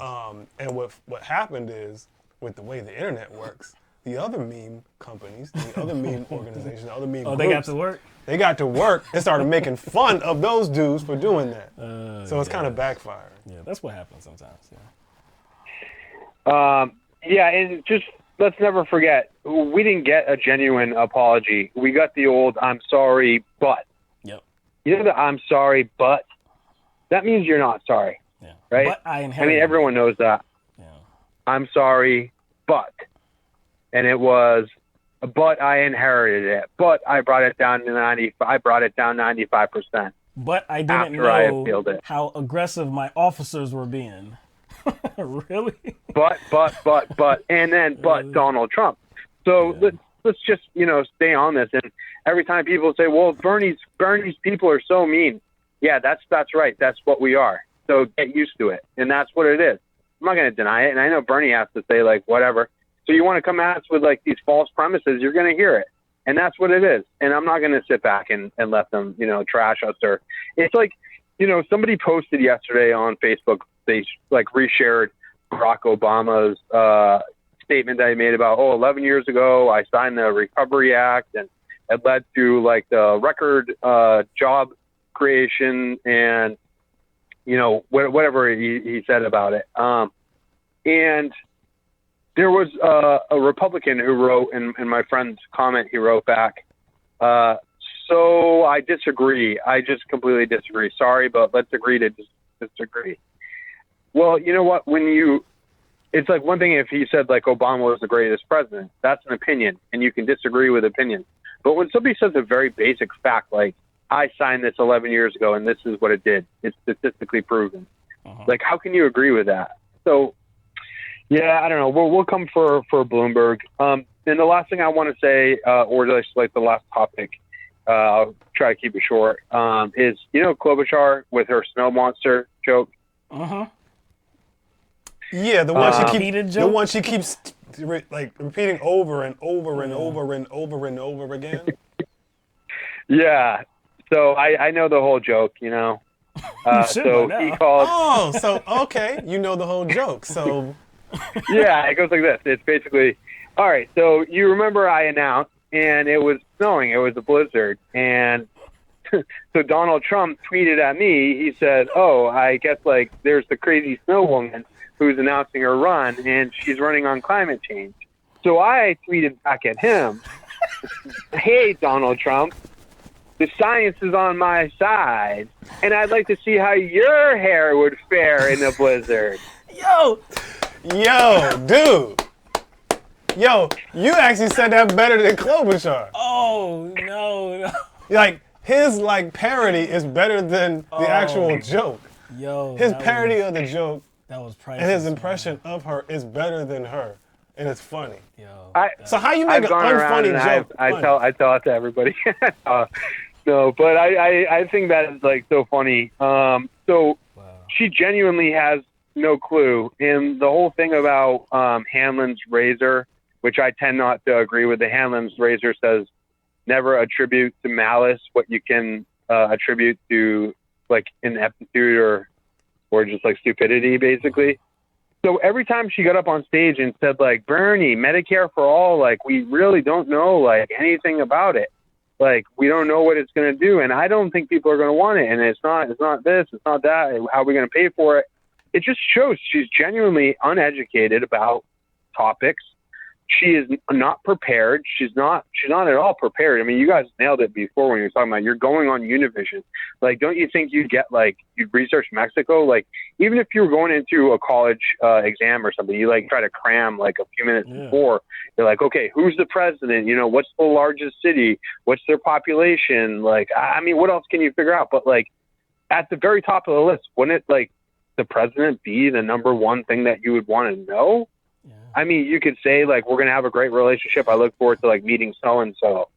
And of course, when I was thinking about it, you guys nailed it too, because I was thinking if you were an NFL football coach and you're getting interviewed by the media, say you were somehow lucked into it and you made it all the way to the Super Bowl, sort of how she has, completely locked into it. And you're at the Super Bowl and the Super Bowl is next week. And they're so what do you think about the Raiders offense? And you're yeah, they have an offense. They have an offense. And then they're and what do you think about their head coach? Do you think you have what it takes to take them on? And then you're just you don't even know who the opposite team's head coach is. Could you imagine how, oh my God. So my point is that I think she genuinely does have no clue. She's an idiot. She's lucked into where she is right now between the Kavanaugh hearings, and then somehow she stuck around during all these debates, and she told that stupid story about, when the train came by and he had tears in his eyes and they said, "Did you know him?" And he said, "No, but he knew me. And I want you to know, America, I know you. When you can't pay and you have to choose between this and that, I know you." And she told the whole story. See, Ben, you done set yourself up now because I can also sense you're probably good at doing a Susan Collins impression too. Yeah, it kind of sounds like that. You know what I'm saying? I can sense that. Yeah. She just has a lot less memorable lines, but she's got the same she's got much more of an exaggerated, the trembly kind of shaky old lady voice. But look, the whole reason for Klobuchar's rise though is Biden.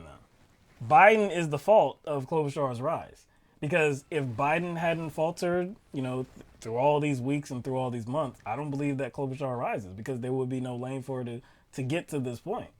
But still, she's not gonna go too far, because again, it doesn't seem as though she's gonna have the support in these more diverse states. It just doesn't seem like that.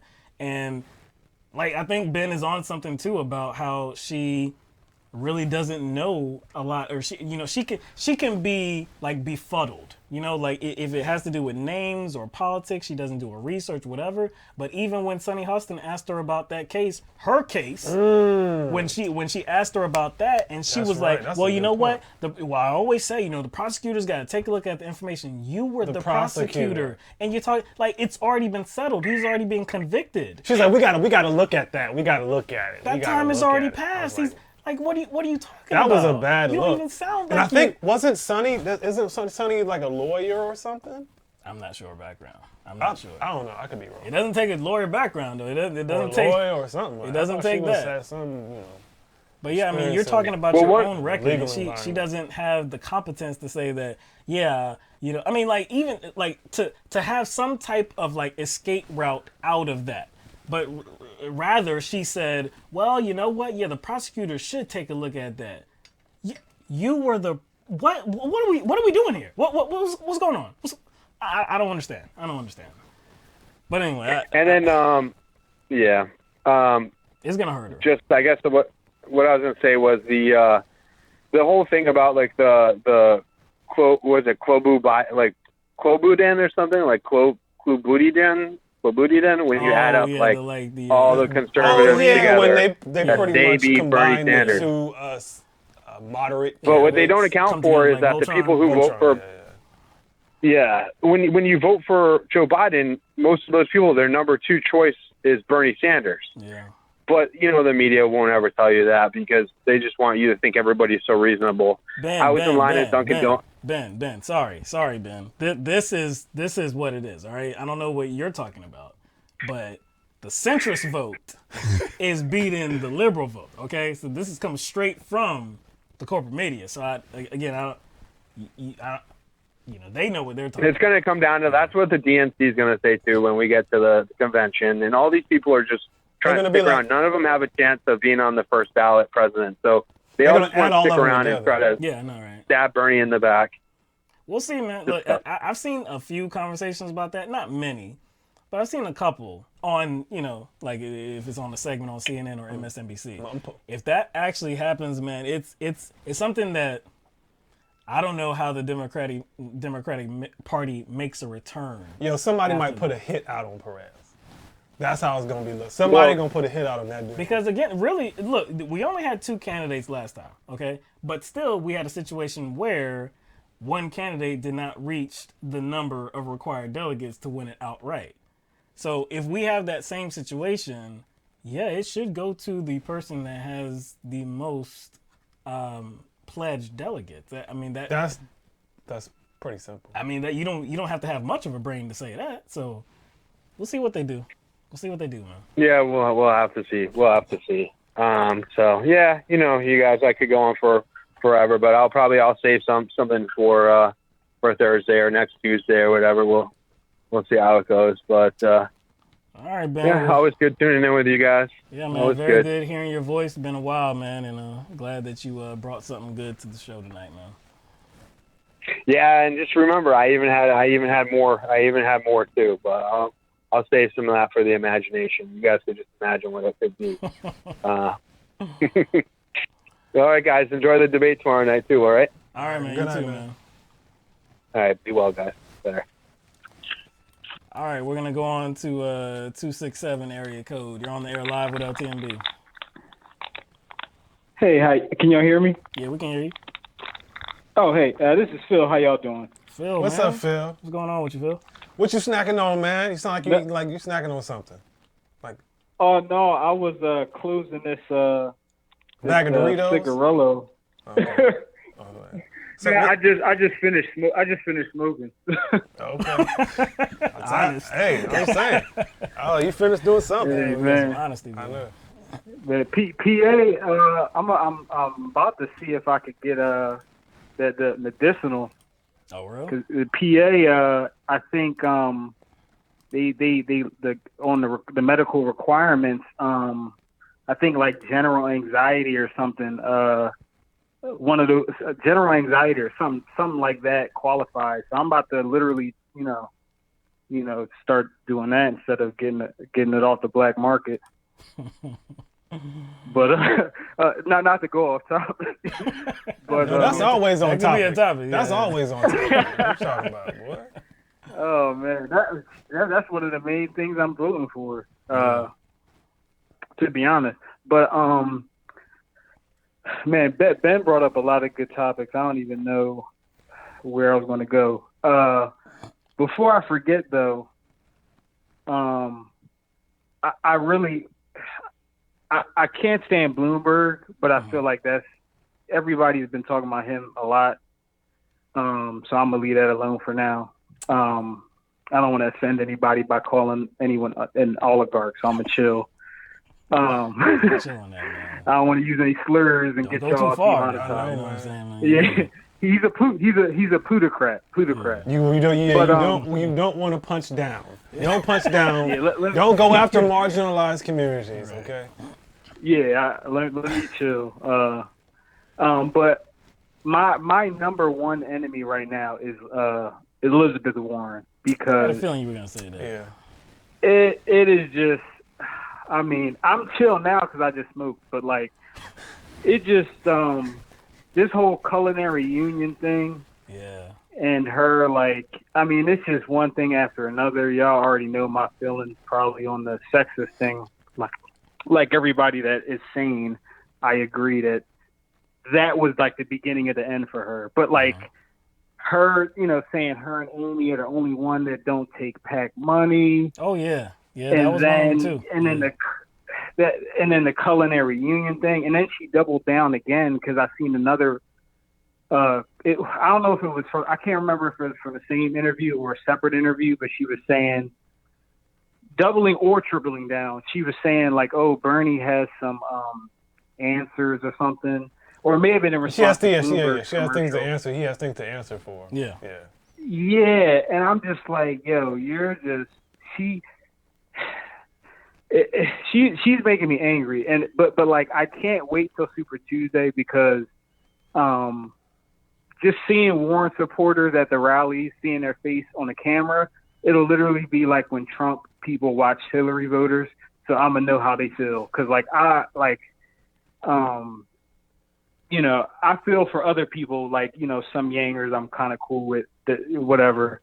Some of them I hate too, but like Warren supporters, I will not feel sorry for any of them when she drops out, because they had multiple chances to see how she was a liar. And I mean, the thing about it is I'm happy because all the polls, not just Nevada and South Carolina, but pretty much everywhere, like deeper in the race besides Massachusetts, she literally is polling like no higher than, maybe in California she might be a distant second, but pretty much she's in like third or lower. Like a lot of states in the South and stuff, Pete and Amy are doing better than her.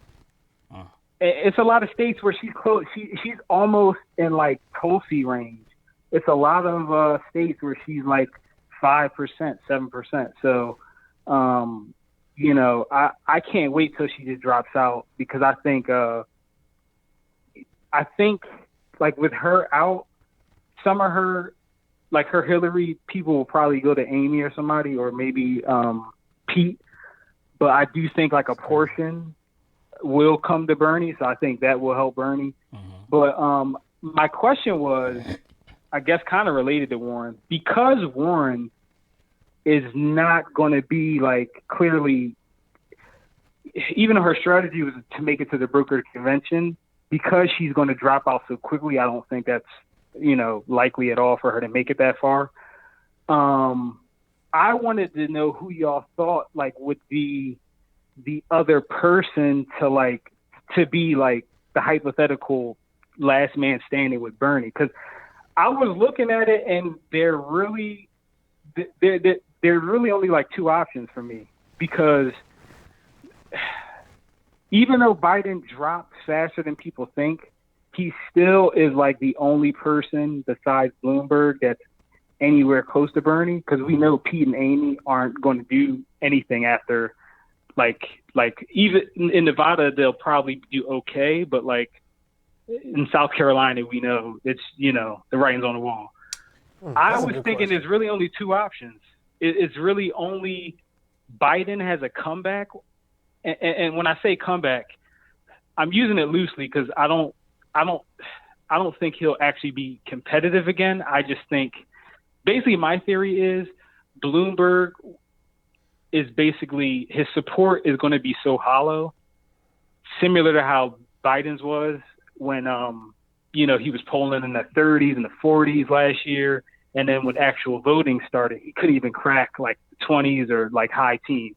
So I think Bloomberg will have a similar effect when voting starts, but depending on how the debates and stuff go, I think it may even be worse because at least Biden had some actual support in terms of like certain boomers that, actually would come out for him and, that genuinely thought, oh, he's the most electable. I like Bernie. Bernie's my second choice, but, I'm going to vote Biden and this, that, the third. He's the most experienced and blah, blah, blah, blah. But I think with Bloomberg, his numbers are so hollow.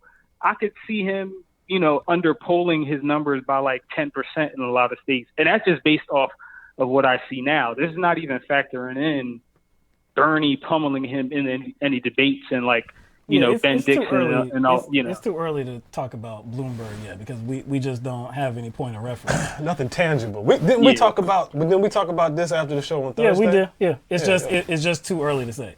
My answer to your question is very simple. I think it's Biden. It's very simple because what I think is going to happen in Nevada is that he's going to come in second.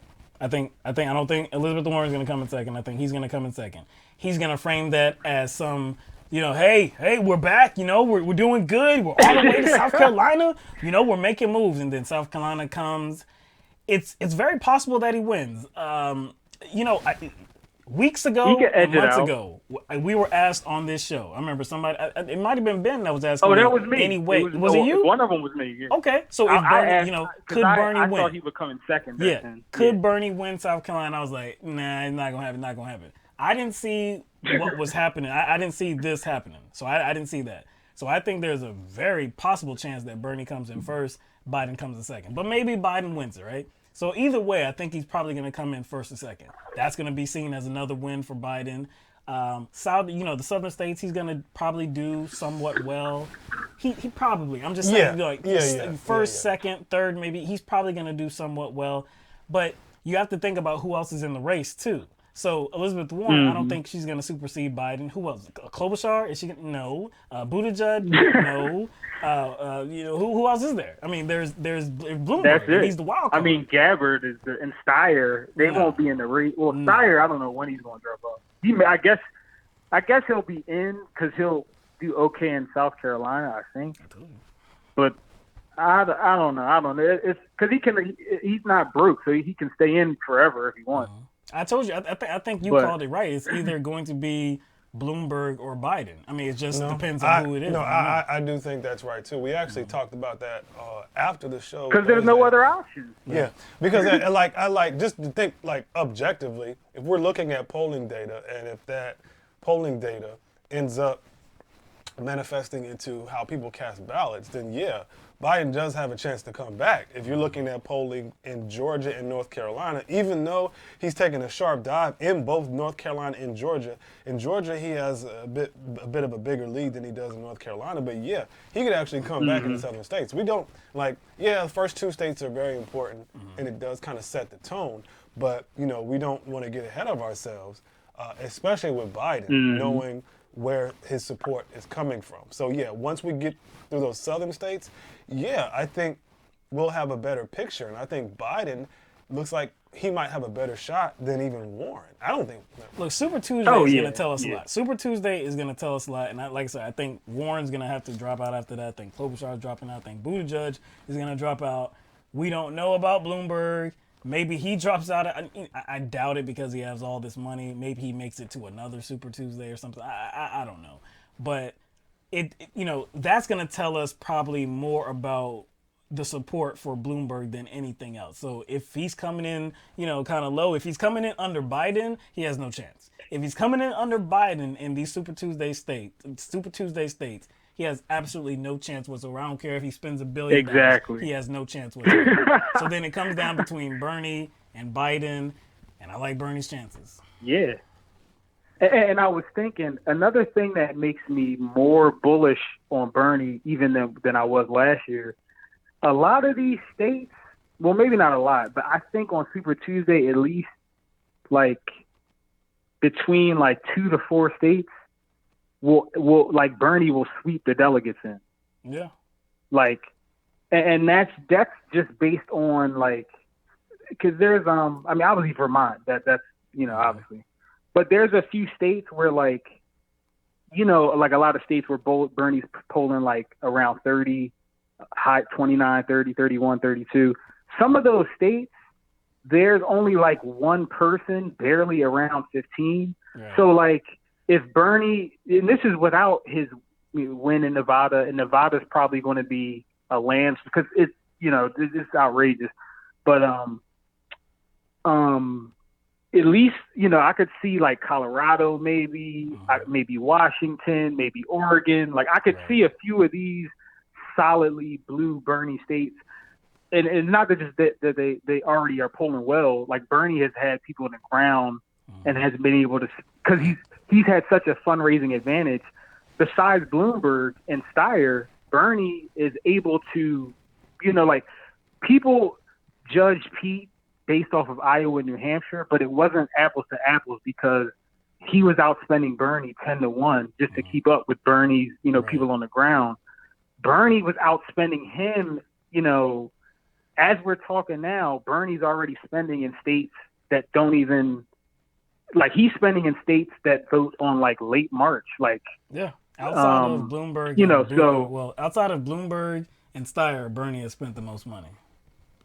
Yeah, so I mean, and I don't even get too discouraged when I see like a few states in the South where Bernie's not polling the best. I mean, because it's like you're not going to put like it's not some ideal scenario where like he's crushing in every like where Reagan blew the dude out by 50 in every state and the dude only won one state or whatever. Like.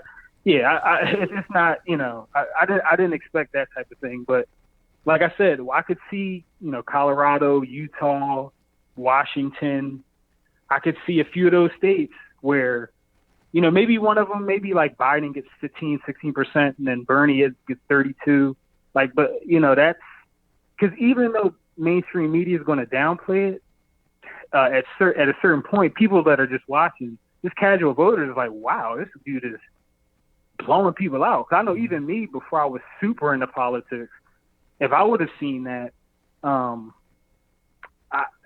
probably would have leaned towards Bernie anyway, even back when I was younger. But like, I would have been like, wow, this dude is like, I've never seen anybody. Because even when I was watching Obama, I remember like Obama and Hillary, I was, I liked Obama over Hillary in 08. But it was like competitive. Like it was like, oh damn, God, Hillary. Like Bernie has the momentum. He he has the fundraising, he has the bodies, he has the supporters, he has the volunteers. He has all of it going in his favor. He has the momentum. These polls are increasingly in his favor. It's just, like I said, his support is just increasing. In the southern states where a lot of people count him out, including me, in particular in this state, South Carolina, he's making amends there. Look, I know South Carolina. Look, I'm telling you. Look, I still I'm still holding back. I'd be scared when I'm on the Greyhound or through South. When I go to Atlanta and I take the Greyhound, I used to, we partied down there for like Cinco de Mayo a few years ago. I used to be scared going through, because South Carolina was the first state where I seen a Confederate flag. Because like literally, I'm from Philly, and I've been to like Cali and Florida, and when I was younger, but in New York and whatever. But like every time I ride through South Carolina, I'm like, yo, I don't want to get off, like, because I'm like, yo, it's that's understandable. I remember when we were younger. I know when we would everywhere go in the out state to have a good time. You remember those people from Boston came through? They were here. I don't know what they were doing, but they were here for something.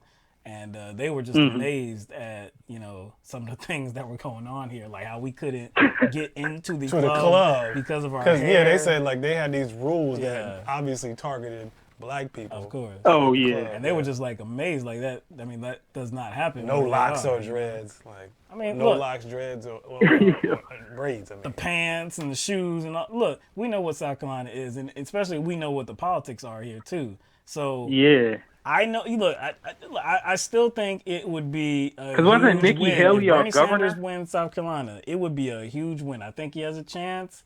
I think Biden probably still has a better chance. yeah, at like a slight winning. chance. And I think when you're talking about, because you mentioned, you kind of hinted at people's perception of whether Bernie could win, and I think that does probably suppress a lot of people from supporting him, and that's a narrative that yes, I'm saying so. That's a narrative that most mainstream media outlets are using to try to convince people not to vote for him. So if that turns out not to be true in these earlier states, then that junk comes crumbling down, and you can't run with that narrative. Bernie Mainstream media, right? You said mainstream media, right? Bernie can't win, right? Yeah, just like this. Exactly. Right? So it's like Just if that narrative comes crumbling down, then yeah, it's going to look really bad, and people are going to be like, wait a second. They said this guy couldn't win. What? They were wrong. Right? You know what I'm saying? So because the proof kind is of going to changes be people's in the perception. numbers. The proof is going to be in the numbers. If he's winning these states, and I think he's probably going to, look, if you look at all of the Super Tuesday states, I think Arkansas is one of them. Who knows if he can win? I don't know. I mean, it's possible. I think he's playing well in all of them. But it's probably going to be the southern states where he is, if he's going to struggle, it's going to be those.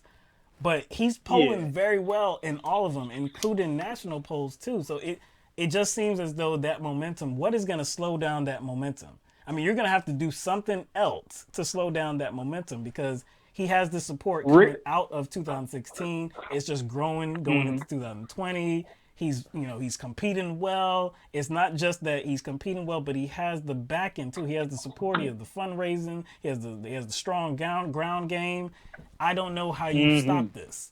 The only way that you really would have put a halt on it was 11 candidates, and all of them staying into the race until the convention. So is that going to happen? That's the plan, but will they last until the convention? It's kind of like I believe that the media and a lot of Warren supporters, they really thought that Warren would last until the convention. Yeah. But if you notice, she's now it's the Warren erasure. Oh yeah, Warren that's erasure. what the blue checks and a lot of the campaign surrogates are spreading now. It's the erasure of Warren. It's the erasure of the media. By the media now. Oh, the same media that boosted. It's crazy. Same media. This is boosted her I'm telling you, campaign. I'm a glutton for punishment, and like I said, I'm in different circles, and I follow some, some blue checks. Oh wait, y'all aren't being fair to Warren though. What's that? We're not being fair. What'd you say? Y'all aren't being fair to Warren. Y'all aren't even mentioning all the sexism in the Democratic Party primary electorate. I mean, they're crazy. I told. They're crazy. They're out here saying that Warren is being erased, and that's why she's tumbling. And it's not fair that the media is ignoring her, and she's being erased. I was like, yo, we were the same people that were like, yo, hold on, you're telling me this was months ago now. We were like, hold up, Warren has the same or better policies than Bernie Sanders. More detailed policies too. She's a stronger progressive. She has a plan candidate. for that. Yes, but the same media that routinely disparaged against Bernie Sanders wrote 16 negative articles in 16 hours in 2016 about him. The same media that is anti-progressivism is backing the stronger progressive? Really? and now they're shunning that same person? Time out. I think it was MSNBC. They coined the term "Summer of Warren." So they were boosting her up, right? And now all of a sudden, they want this same media to pay her attention, even though she did not perform well in Iowa and New Hampshire. They want the attention to be on her. So they want the media to prop her up, even though she didn't perform well. And they're making it like maybe this drop off. It's been a slight drop off because, but she was on MSNBC and CNN just a few days ago. You remember? So there's a slight drop off, but you're acting it like it's been like that the whole time and not a result of her disappointing performance. But it's not like. Do you remember Emily Tish Sussman? who said that at this point, it's like if you're not supporting Elizabeth Warren, it's almost like you're a sexist. So if that was true, right? So I just want to follow that line of thinking. So if that's true, all of the voters, not just like the Bernie bros, all of the voters that have been voting for other people as well, they are sexist. See, you know that you know who that was directed at. Yeah. That was directed at Bernie supporters. Even though logically it would then. So if you pick Bernie, it would have to extrapolate. If you pick Bernie over Warren, you're sexist. Okay. All right. Okay. Oh, all right. Okay. That's the way things are going. That's the way things have to go because these people are getting desperate. But now Warren's being erased by the same media that tried to propel her campaign. Propel her. I'm like, you can pinpoint where she started to fall when she started to backpedal. Medicare for all. Yeah. That was the real thing when she was what happened was when she achieved the media perception of being the front runner. When she achieved that status, then she started being treated like she was the front runner, and they started to pick on her, I guess. Not the media really, but the candidates on the debate stage, they were really trying to hammer away at her at the issue of Medicare for all, and she didn't have any answers for them. And then after the debate, she couldn't handle that Bernie She couldn't treatment. handle it. She didn't want to say that, taxes are going to have to be raised. And so she kept getting peppered with these questions she didn't want to answer. Then days later, it's like, we're going to come out with our own plan, even though I said I wouldn't have my own plan because I support Medicare for all. But now we're going to have our own plan. And that was downhill.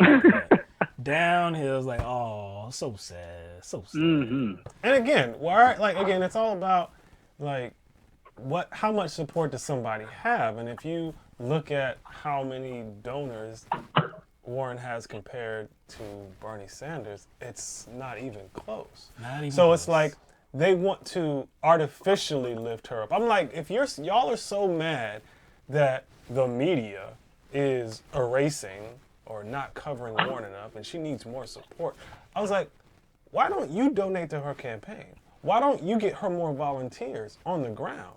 You see what I'm saying? It just doesn't make any sense. They want they just want her to be it. But now they don't though. The media. But you know what's funny? The funny thing about them complaining about the media in regard to erasing Elizabeth Warren, Bernie criticized the media, and you know what they called him? They said it was Trumpian for criticizing the media, even though it's obviously not the same context. He's talking about their, conflict of interest in regard to who they speak up for and what candidates they represent and what candidates they show love. It wasn't like the same, rhetoric that Trump uses. Obviously, those two things aren't the same. But as soon as they criticized the media, they said that's the same thing Trump does. But now when Warren is slipping and her campaign is floundering, now it's okay to talk about the media now. I do admit, I can understand where a Bernie supporter would bask in the delight of Warren's campaign. Just, I get it. Oh man! I get it. And it's funny to see her desperation. Yeah. Like if there was actually a problem with online Bernie bros and rudeness and civility, if that was a real issue, she would have probably brought it up herself. Why is she waiting until now that it's something that is being talked about in mass media? Talking about this shit? She's trying to capitalize off it because she knows Bernie done filled that lane up. And she's what? She's desperate. She's desperate. Yeah. She can't get in the same lane. So it's her own fault. All right, Phil, man, it's been good talking to you, man. We haven't heard from you in a while. Always good hearing your voice, man. Appreciate the conversation. Oh yeah, I'm glad y'all not sick anymore either. Yeah, man. I think I'm about at 90. I'm gonna put it at 94%, something like that. I'm almost there. But we good. We good. That's good. All right, man. Y'all take it easy, and I'll probably call back and annoy y'all later. All right, man. We appreciate it, man. Yeah, good night. All right, man. Take it easy. Vote for Bloomberg. Bloomberg 2020. Get that money. Blue Trump. Go Blue Trump. Yeah. Okay, Bloomers. All right, man. But the introduction of Bloomberg into the campaign and looking at the reaction to these so-called liberals kind of illustrates how they are not liberals. They're actually conservatives.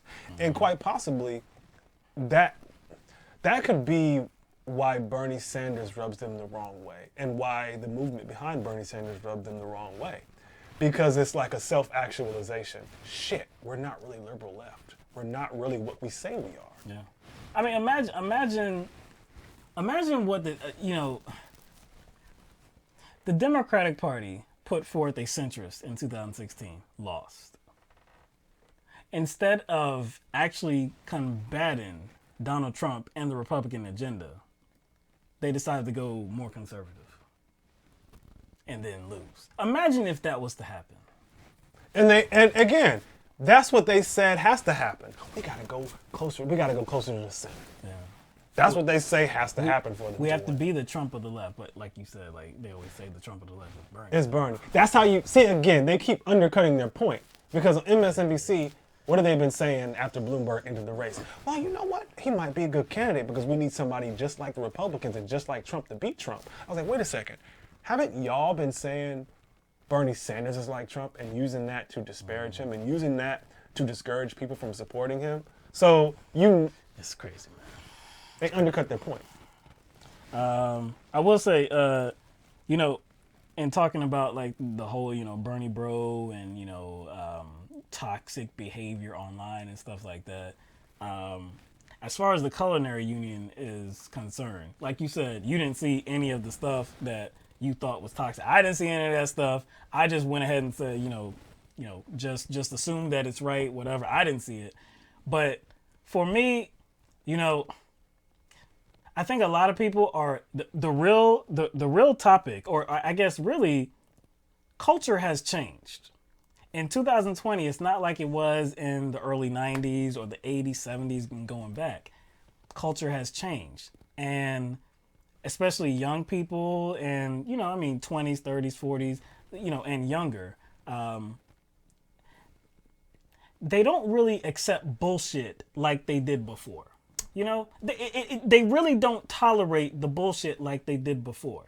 So that might be the explanation for why there is this perceived toxic behavior online. Like if you're putting forth some bullshit, and the bullshit could be blank. It could be racism. It could be sexism. It could be classism. Some stupid shit you say about the economy. Yeah, that's like an oligarch. Yeah. I mean, it could be whatever that is bad for people, right? Bad for this nation, bad for this country. The internet's gonna come for you. Yeah, it's gonna come for you because people are not readily accepting the bullshit And anymore. it's gonna come for you in a myriad of ways. Usually the internet features, because the internet is undefeated. We already know this. So it's gonna be snarky. They're gonna use parody. They're gonna use memes.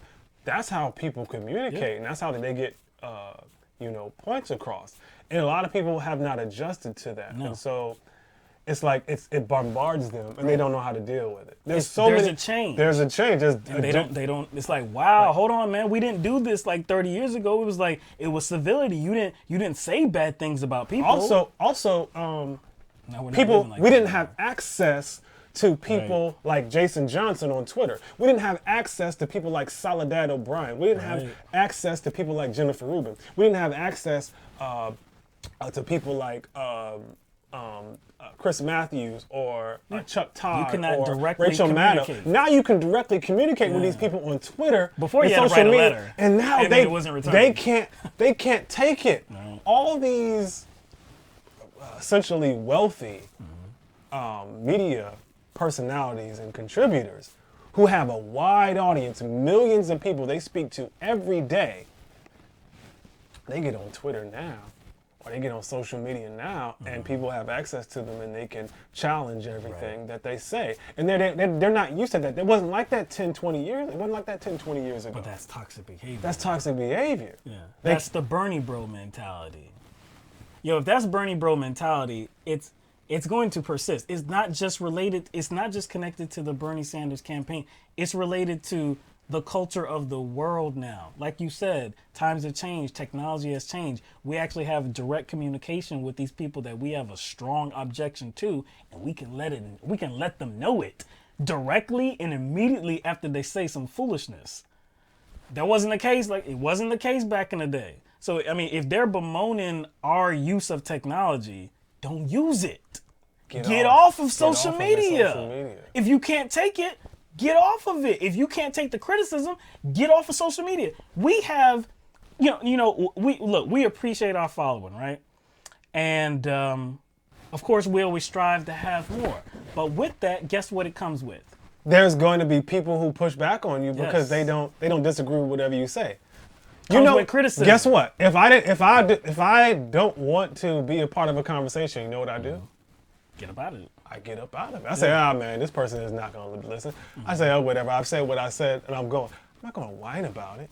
If you go onto our YouTube page or Twitter page, because we're trying to be a little bit more active on Twitter as well, but oh gosh, don't remind me. But if you look at our comments, specifically, if you look at the comments under YouTube, specific, YouTube videos where there might be a certain fan base that comes and disagrees with our position. Sometimes there is, some kind of civil, commentary, civil discourse, stuff like that. Sometimes it's not. Sometimes it's attack. Sometimes it's trolling. Sometimes it's racism. It can be anything. And you know what we do? I say, Will, look at this shit. Yo, look at this, dude. Look at this. Like, come look at this. That's really what we do. Sometimes we ignore it. Sometimes we have a response. And those are actually the only two options. Those are the only times. Sometimes we ignore it. Sometimes we have a response. We never cry about it. We never say, "Oh, it's Yang Bro mentality," or "Oh, it's Jimmy Bro mentality." Or you know what's so funny? Like, as much as Trump has been the center of some of our commentary, some of our broadcasts, like. During the election and after. True. I don't think we've ever said, oh, that's attributed this particular personality. Like, obviously we attribute ideology and certain beliefs to certain people, and they're responsible for that. But the behavior on social media, that's Trump bro stuff. Trumpian. That's Trumpian. No, that's human. That's human in 2020. Here's the thing. Even if people are being irrational, illogical, if they're often offering fallacious arguments or bad faith takes, whatever it is, even when they're doing all that and I'm frustrated with talking to them, I don't feel attacked.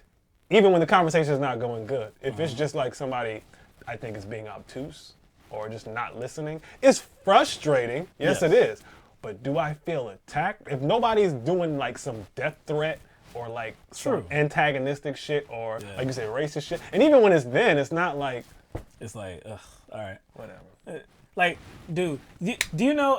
I don't think we have gotten it in the past maybe year or two, but in the first 2 years of our existence, do you know how many times somebody would say, "Oh, Milli Vanilli"?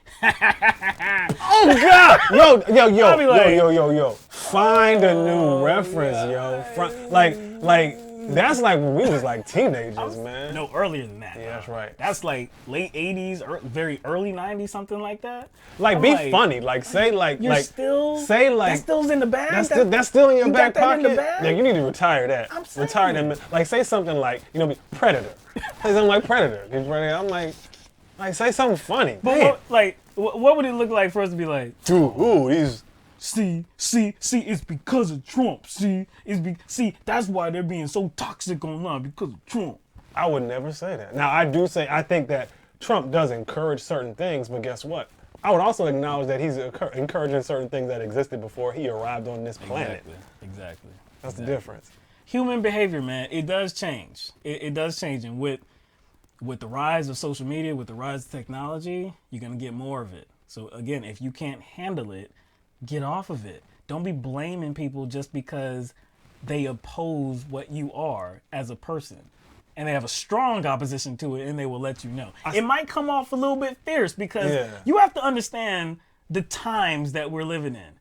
And people are severely like the boot is on their neck to many, many people. You see that there's an elite class of people and the most is being done for them while we're all left, trying to get the scraps, right? So while noting that that is our reality right now, and then you see somebody that has some type of influence on the radio waves or on TV or whatever, and then they're promoting the same system that we have in place, they're apologizing for it or defending it or whatever, like why would you not think that you would get some type of very vitriolic reaction to that? Come on, man. But see, again, these are the same people. What's more vitriolic? These are the same people that they don't want to be called out for that. What's more vitriolic? Somebody being rude or antagonistic online, or drone strikes killing civilians? What's more? Probably death. Probably death. You think? Like every time, too. I see you, Lisa. I see you, Lisa. I saw your comment. You ain't funny. And then Moose Gal over here, did y'all cover Kobe Bryant? We did. She begged us to cover it. We covered it. Yeah, and you we must did. have missed it. You better go watch that last show, girl. Yeah, at the end of the last show. Yeah, at the end. It was at the very end. All right, let's get to a super chats. few of these super chats. We have Kenyon Bunny. Ooh, Kenyon Bunny. It sounds like... I'm not going to say nothing. I ain't going to say nothing. I ain't saying nothing. Kenyon Bunny. Sounds like something you order online. Said, I'm just trying this thing out. Okay. So yeah, because I don't recognize the name Kenyon Bunny, so maybe that's a new listener, maybe. Again, Kenyon Bunny. Okay, that works. I like that name. Your shoes are awesome. Your shoes are awesome. Probably your shows. Okay, yeah, your shows are awesome. Okay, your shows. Probably shows. Yeah. That kind of lost me for a second. Shows. I'm just because it's typing. Showing? People can spell, but sometimes can't type. I have the same problem. So thank you. But is there a reason you guys aren't doing the membership thing on your channel? Also, please talk about Gun Girl and the riot she experienced. Oh gosh, you mean the chick who shit her pants? Who shit her? I still have that picture on my phone. I go to it sometimes for laughs, like the Dookie. It's funny. It's like some sort of frat party, and she just laying face down, just Dookie coming out, everything. And nobody picked the girl up, man. I'm like, damn, man, you ain't got no friends. Like the clean, like, come on, man. If my friend was just got so toe up and just passed out, and Dookie was coming out.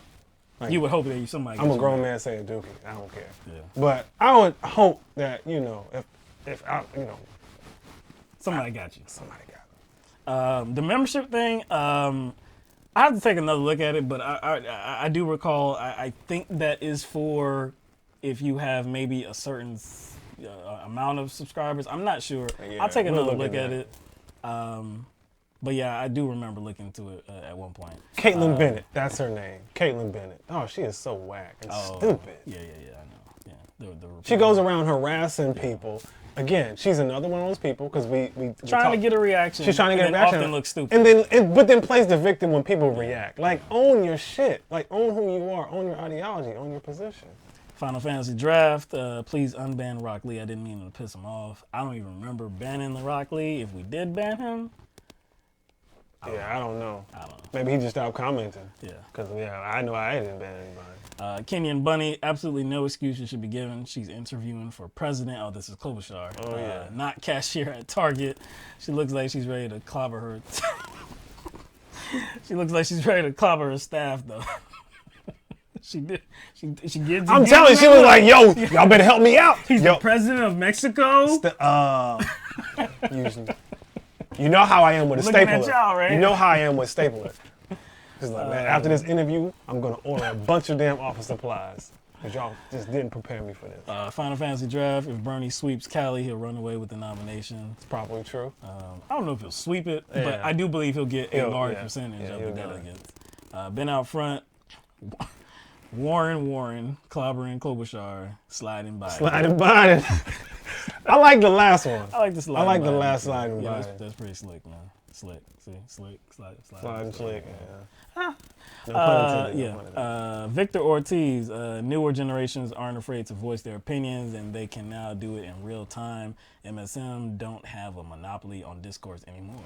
Yeah. And you know what's so interesting about the older generation is that they forget that they were us. And that's what frustrates me about them. They forget that they were us. And they were fighting for and they many were things, right? Exactly. They were fighting for progress. But now they trying to like, hey, because you know what? It's tone police. I think I don't know if I've used this term, but it's that generational supremacy thing, where they think they are the prototype for what society should look like. Their generation represents that. So any pushback against this society that they took part in forming, then they get they feel some type of way about that because these young people are trying to change things. They got it good. Like what? You're not, like, you can't be like that. You can't have that generational supremacy where it's like y'all think y'all the prototype for what how society should look. And you shouldn't really compare. Like, okay, so you had it worse when you were a young person than when we have it as a young person. It doesn't mean that things are great and we shouldn't be fighting for more. You should be on our team since you were on the team back then, right? Why aren't you on the same team now? It's crazy, man. Moose Gal. No, because it's not possible. What, to show us your footwear? Like, you got a foot fetish or something? Check your footwork. Like, come on now. What is this? This is a wholesome show. She was talking about this is a wholesome show. She said, progressive, yeah. Michael will have legs. Haha. Progressive voice always says Kyle Kalinske doesn't. Look, if we get some more space, we'll show you the legs, man. You know, we'll show you us standing up. If we get some more space, but we can't stand up in here, man.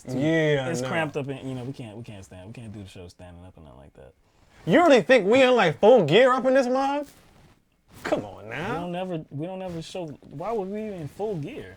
Like complete with the shoes socks and shoes and everything. Come on. It's getting hot in here. That's not. It's already hot as what up in here, man. All right, let's see what else. We did cover Kobe Bryant. We said that. Yes, Victor Ortiz very well said. They really are mad. Like you said, they don't have a monopoly on the discourse anymore. Gaillard coming in. Oh yeah, Gaillard. Look at that. All right, I missed that. Yeah, I didn't even see. Appreciate that, Gaillard and everybody else that contributed to the show tonight. The mysterious Gaillard. Let's see. Yo, Mr. Dead in my pocket. If Sanders sweeps Kessler, he's not going to run away with the nomination. Predictions are that Sanders will be the front runner at convention, but he'll get there with around 1,450 delegates. Now, that is dependent on if people stay in. Yeah. It is totally possible that Biden doesn't stay until the end. If there's only a two-person race at that time, there is a possibility that Biden's not really going to be in contention for many of these states, so there won't be any pathway forward, and he might get out. So, it just depends. I don't know. Speaking of Pete Buttigieg, Moose Gal, did y'all see this dude try to raise the roof? I don't know if he was at an event.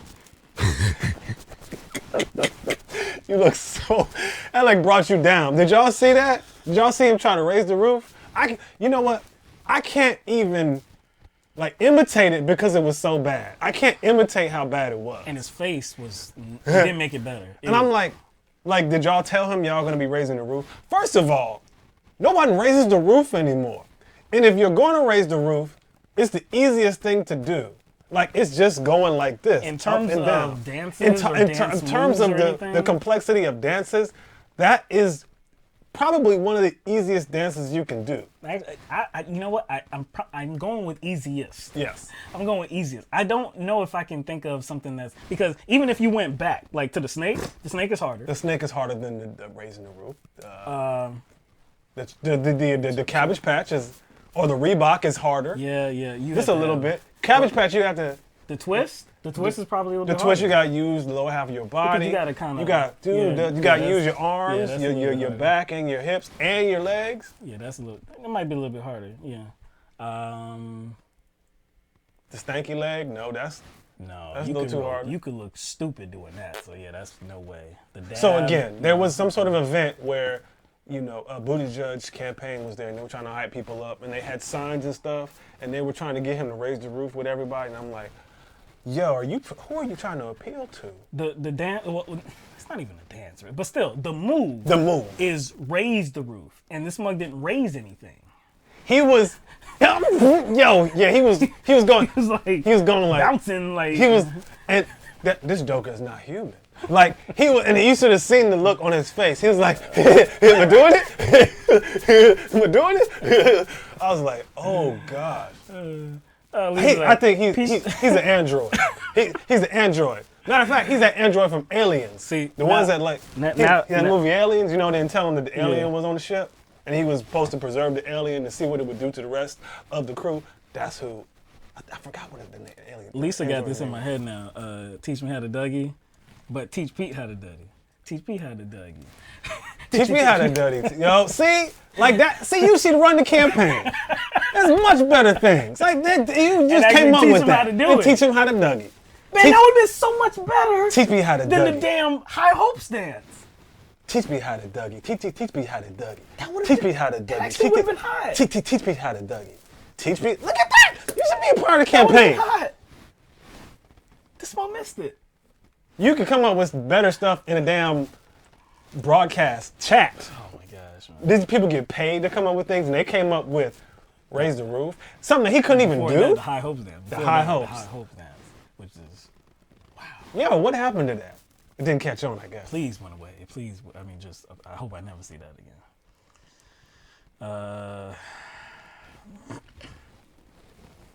Let me see.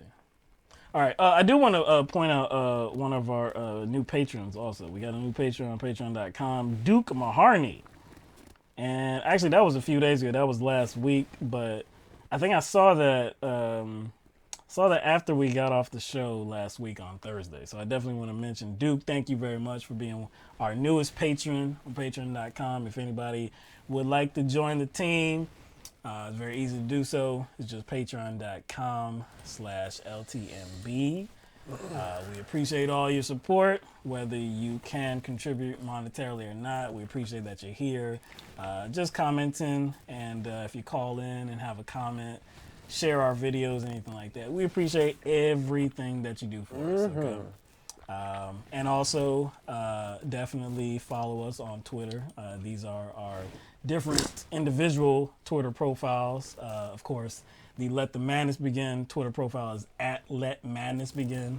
Maybe I should get a graphic of that as well. But yeah, we are trying to increase our presence on Twitter. It's been a, oh man, it's been a something. PTSD though. It's been a something. It's much different than Facebook. It's much different than Facebook. It's much different. It's much different. My brain is fried from some of the interactions I had last You're night exhausting like years of time. Yeah. I think I used up my minutes again already. My social media minutes. I did that I think it was last week. I did that with some never Bernie people. I was actually talking to never Bernie people, although like I guess that doesn't exist. Never Bernie doesn't exist. Like the animosity and all that, like that toxic behavior towards Bernie, that doesn't exist. But I found some people, some way, somehow I found them.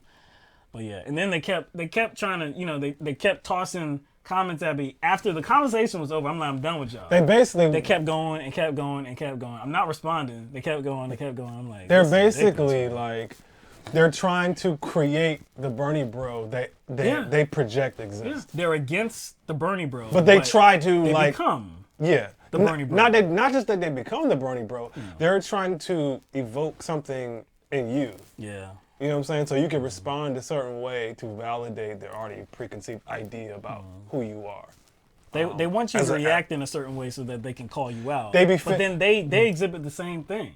Basically, they be fishing for fights. Yep. Then they be acting all surprised and acting like victims when their pole gets snapped in half. You know what I'm saying? That's what Pop, like, yeah, you fishing for it, like you, like. Sometimes I get you got to pick your battles, man. You got to pick your battles. But I do, just like what Victor Ortiz said, in his comment, talking about people aren't afraid to voice their opinions right now, and I'm pointing people out, man. I'm pointing people out instead of just commenting on their threads too. I'm retweeting stuff too. I'm gonna retweet their stuff and then have a and it's not just gonna be regular people. It's gonna be the people with names and stuff like that. Because we all need it. I don't care what they say about the Bernie bro narrative. I don't care what they say about toxic mentality. I don't toxic behavior. Because it doesn't matter. I'm not going to threaten nobody. Yeah. I'm not going to, call nobody out their name. Like, I'm unnecessarily antagonistic. Unnecessarily. Let's say unnecessarily. Unnecessarily antagonistic. I might use an adjective. Like you saying that's idiotic or that's stupid. I might or that's say dumb. That. That doesn't make sense or that's silly. Or that's I'm illogical, probably whatever. 99% because you got to leave room for that 1%.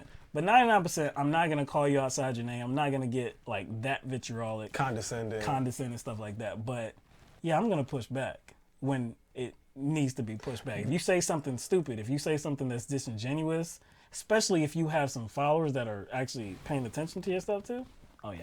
I've started to figure out that the Bernie bro trope is specifically designed for people not to listen to any Bernie supporters.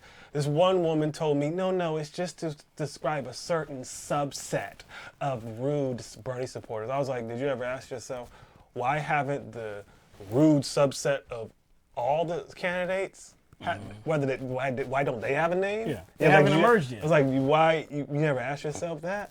There's you know no subset of the Clinton campaign because that was like 4 years ago, and it hasn't emerged yet. There must have been none. I think that's bullshit. I think that's bullshit because it's essentially what you would consider a stereotype. And stereotypes are designed so that people can treat the whole group a certain way. That's the purpose of the stereotype. So people can treat the whole group in a certain way. And I have experienced that firsthand. So it's like, oh, Bernie bros exist. So you know what happens? Then they treat every single person who supports Bernie as a Bernie bro, and they don't even realize it. And then when that Bernie supporter responds in kind, like, what are you talking about? Why are you behaving like this? And they say, oh, see, that's what a Bernie bro does. I'm like, that's why the narrative is out there in the first place. Mm-hmm. So it gives you an excuse to treat people with disrespect and say some bullshit. And then when they come back on you, then you say, see, that's Bernie bro like. I'm like, see, you're treating everybody like that. See, if it was actually a genuine argument, right? Mm-hmm. Then they would just treat the majority of Bernie supporters regularly. But almost every single interaction I have had with people who are not Bernie people or never Bernie has been so whack. Like, and actually, the actions of whoever that is like mean on Twitter is regular human behavior, but also the reaction to the supposed mean people on Twitter is regular human behavior too. Because if these people that are like, oh, see, Bernie supporter, you're a Bernie bro, right? Think about back in the day. Think about current day. What do people believe about black people? Isn't there a perceived notion about black people like they're this or they're that? And then if somebody is maybe, if they haven't had many interactions with a black person and then they finally do, and then they're like, oh, snap, they actually aren't like that. Oh, snap. Couldn't that be the same thing with like if you ran into a Bernie supporter and you're like, oh, well, see, I know what these Bernie supporters are like. It depends. I know what they are like. It depends if you want to retain your preconceived idea of somebody, and it looks as if they want to maintain that. So yeah. I can see that playing out in the real world with your example, but it seems as if in this world, this political world, when it comes to just like the perception of Bernie supporters, people will do anything in order to keep it alive. Yeah. But it's regular behavior. Or what they'll do is they'll nutpick, and that's like when you kind of intentionally focus on a small group of people, so you could then, I guess, describe the entire group like that, purposefully. And most of the time you're fishing for the argument, fishing for the fight, or you're trying to, like, I guess, encourage a negative response from somebody. And that's what I see a lot. Like, I'm brigaded by the trolls again for targeting them and saying insulting things. Now they're brigading my mentions. I was like, you just tweeted, like, all Bernie Sanders supporters like digging their asshole and eat they dookie or something. Like, you just tweeted some dumb crap. Like, come on. It would be more logical if you would lob that kind of character assault at Trump supporters. Like if you were like, man, all Trump supporters are nasty, they're vicious, they don't care about people, like this is their character. It would be more reasonable because like if you know who Trump is and you're still supportive of him, it's like, what does that say about you? Right? Like that's reasonable. I still wouldn't say like all Trump supporters are this. I still wouldn't say that. I wouldn't say it. No, I wouldn't say it either. I just never associated a personality type. Nah, because you can't. You literally cannot. Ideology, yes. Yeah, ideology. Political positions, yes. Social positions, yes. You can do that. Like policy, you can do that. But since they can't attack Bernie Sanders on policy, they have to use this tactic. Oh, his supporters. And I've seen this shit. I would support Bernie, but it's just his supporters are too rude online. And I'm just like, nah. Look, you're trying to make excuses because I mean it's like I think it's safe to say that all presidential candidates may have supporters that are overzealous, insolent, of course, overpassionate. Like I think it's safe to say that most political candidates, especially one running for president, have those type of fans.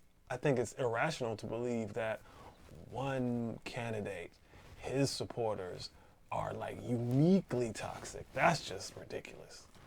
And there's no scientific backing. No, you can't quantify it. You cannot quantify that. I think that what's happening though is as much as the Bernie bro thing, the Bernie bro narrative is being discussed, and as much as that is being given a reason for why people can't stand Sanders or won't vote for Sanders, what's real is that these people that are using that excuse won't vote for Sanders anyway. And they wouldn't even accept that excuse from you, right? If they, were encouraging you to vote for the candidate that they prefer, right? There'll be no way if I say, I would vote for her or him, but see, y'all were rude to me. Right. They would not accept that. They wouldn't accept. And the thing is, most likely, when we're online, especially when we're online, but even in general, we're going to get into squabbles with people who disagree with us. Most of the squabbles we get into are going to be with people who disagree with us and people who don't see things the same way we do. So guess what? I'm not going to have many negative interactions with Bernie Sanders supporters. Most of my negative interaction, most of the friction, most of the conflicts I get in on social media are going to be with who will? Biden supporters, Warren supporters. Anybody else. So I can't then say, I've never had a negative interaction with Bernie Sanders supporters. I've only had a negative interaction with X fill-in-the-blank supporters. So that must mean Bernie Sanders supporters are the nicest. This is kind of the mentality people are approaching it with. Like, of course not.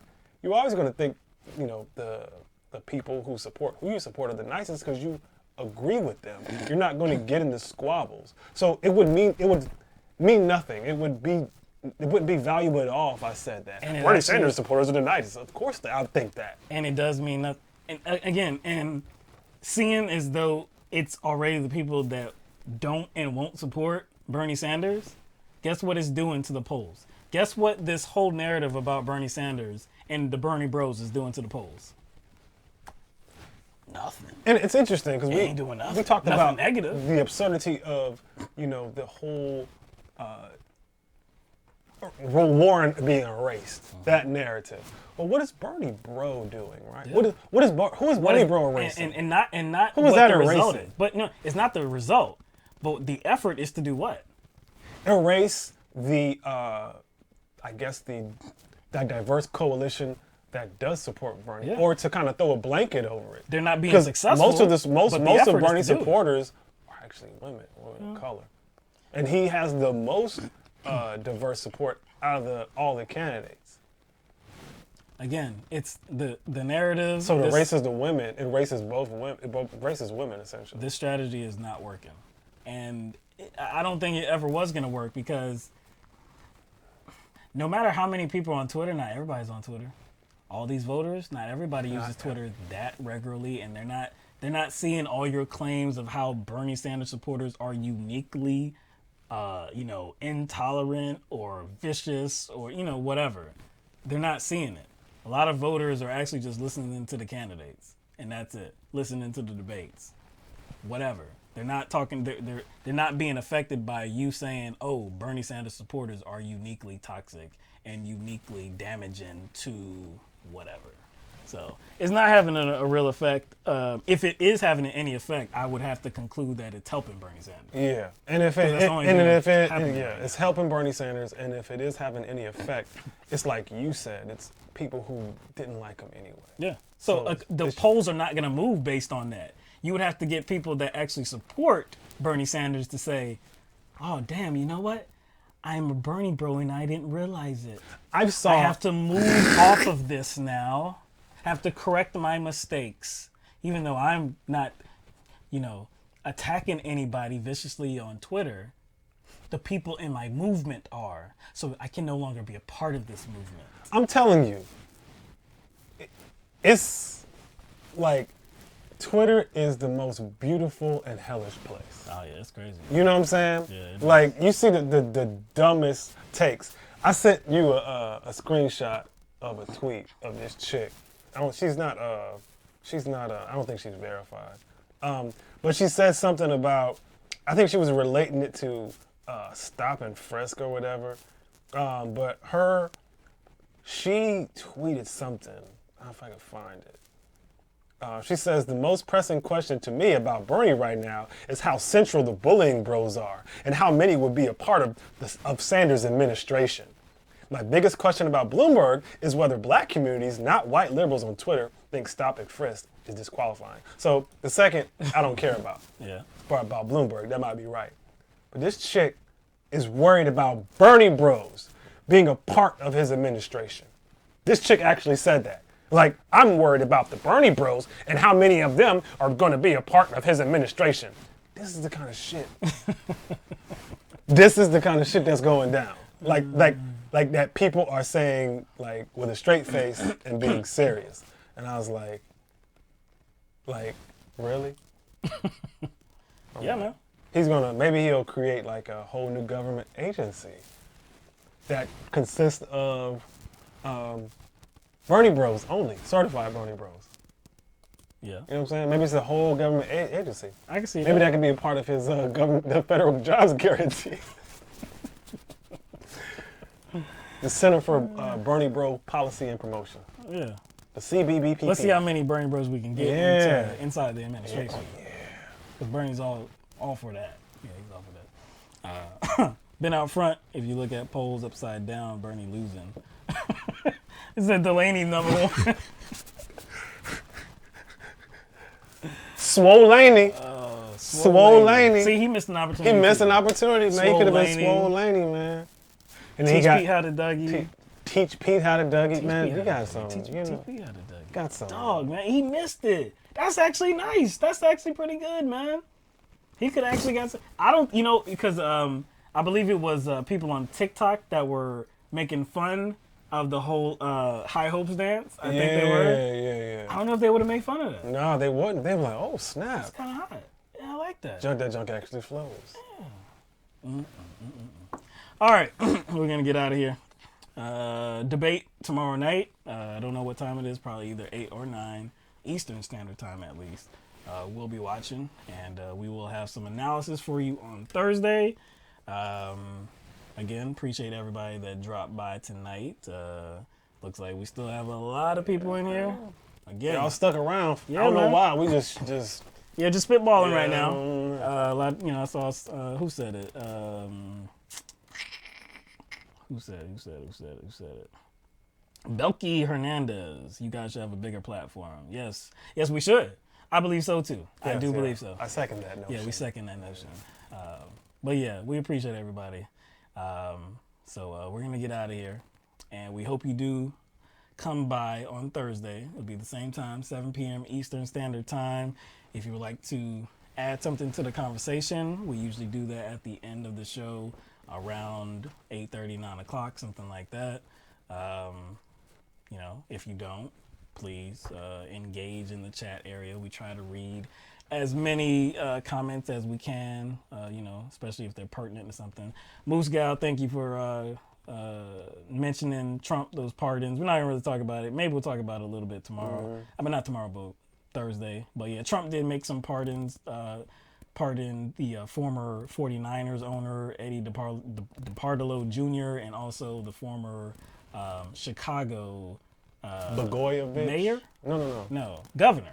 The governor, not Chicago, the governor of Illinois. Rod Blagojevich. Yeah. Pardoned him as well. He had been serving, how many years has he been in jail? Or in prison? I'm not sure when he went in, but he under Obama, right? Yeah, it was under Obama. Yeah, but yeah, he commuted his sentence, I believe.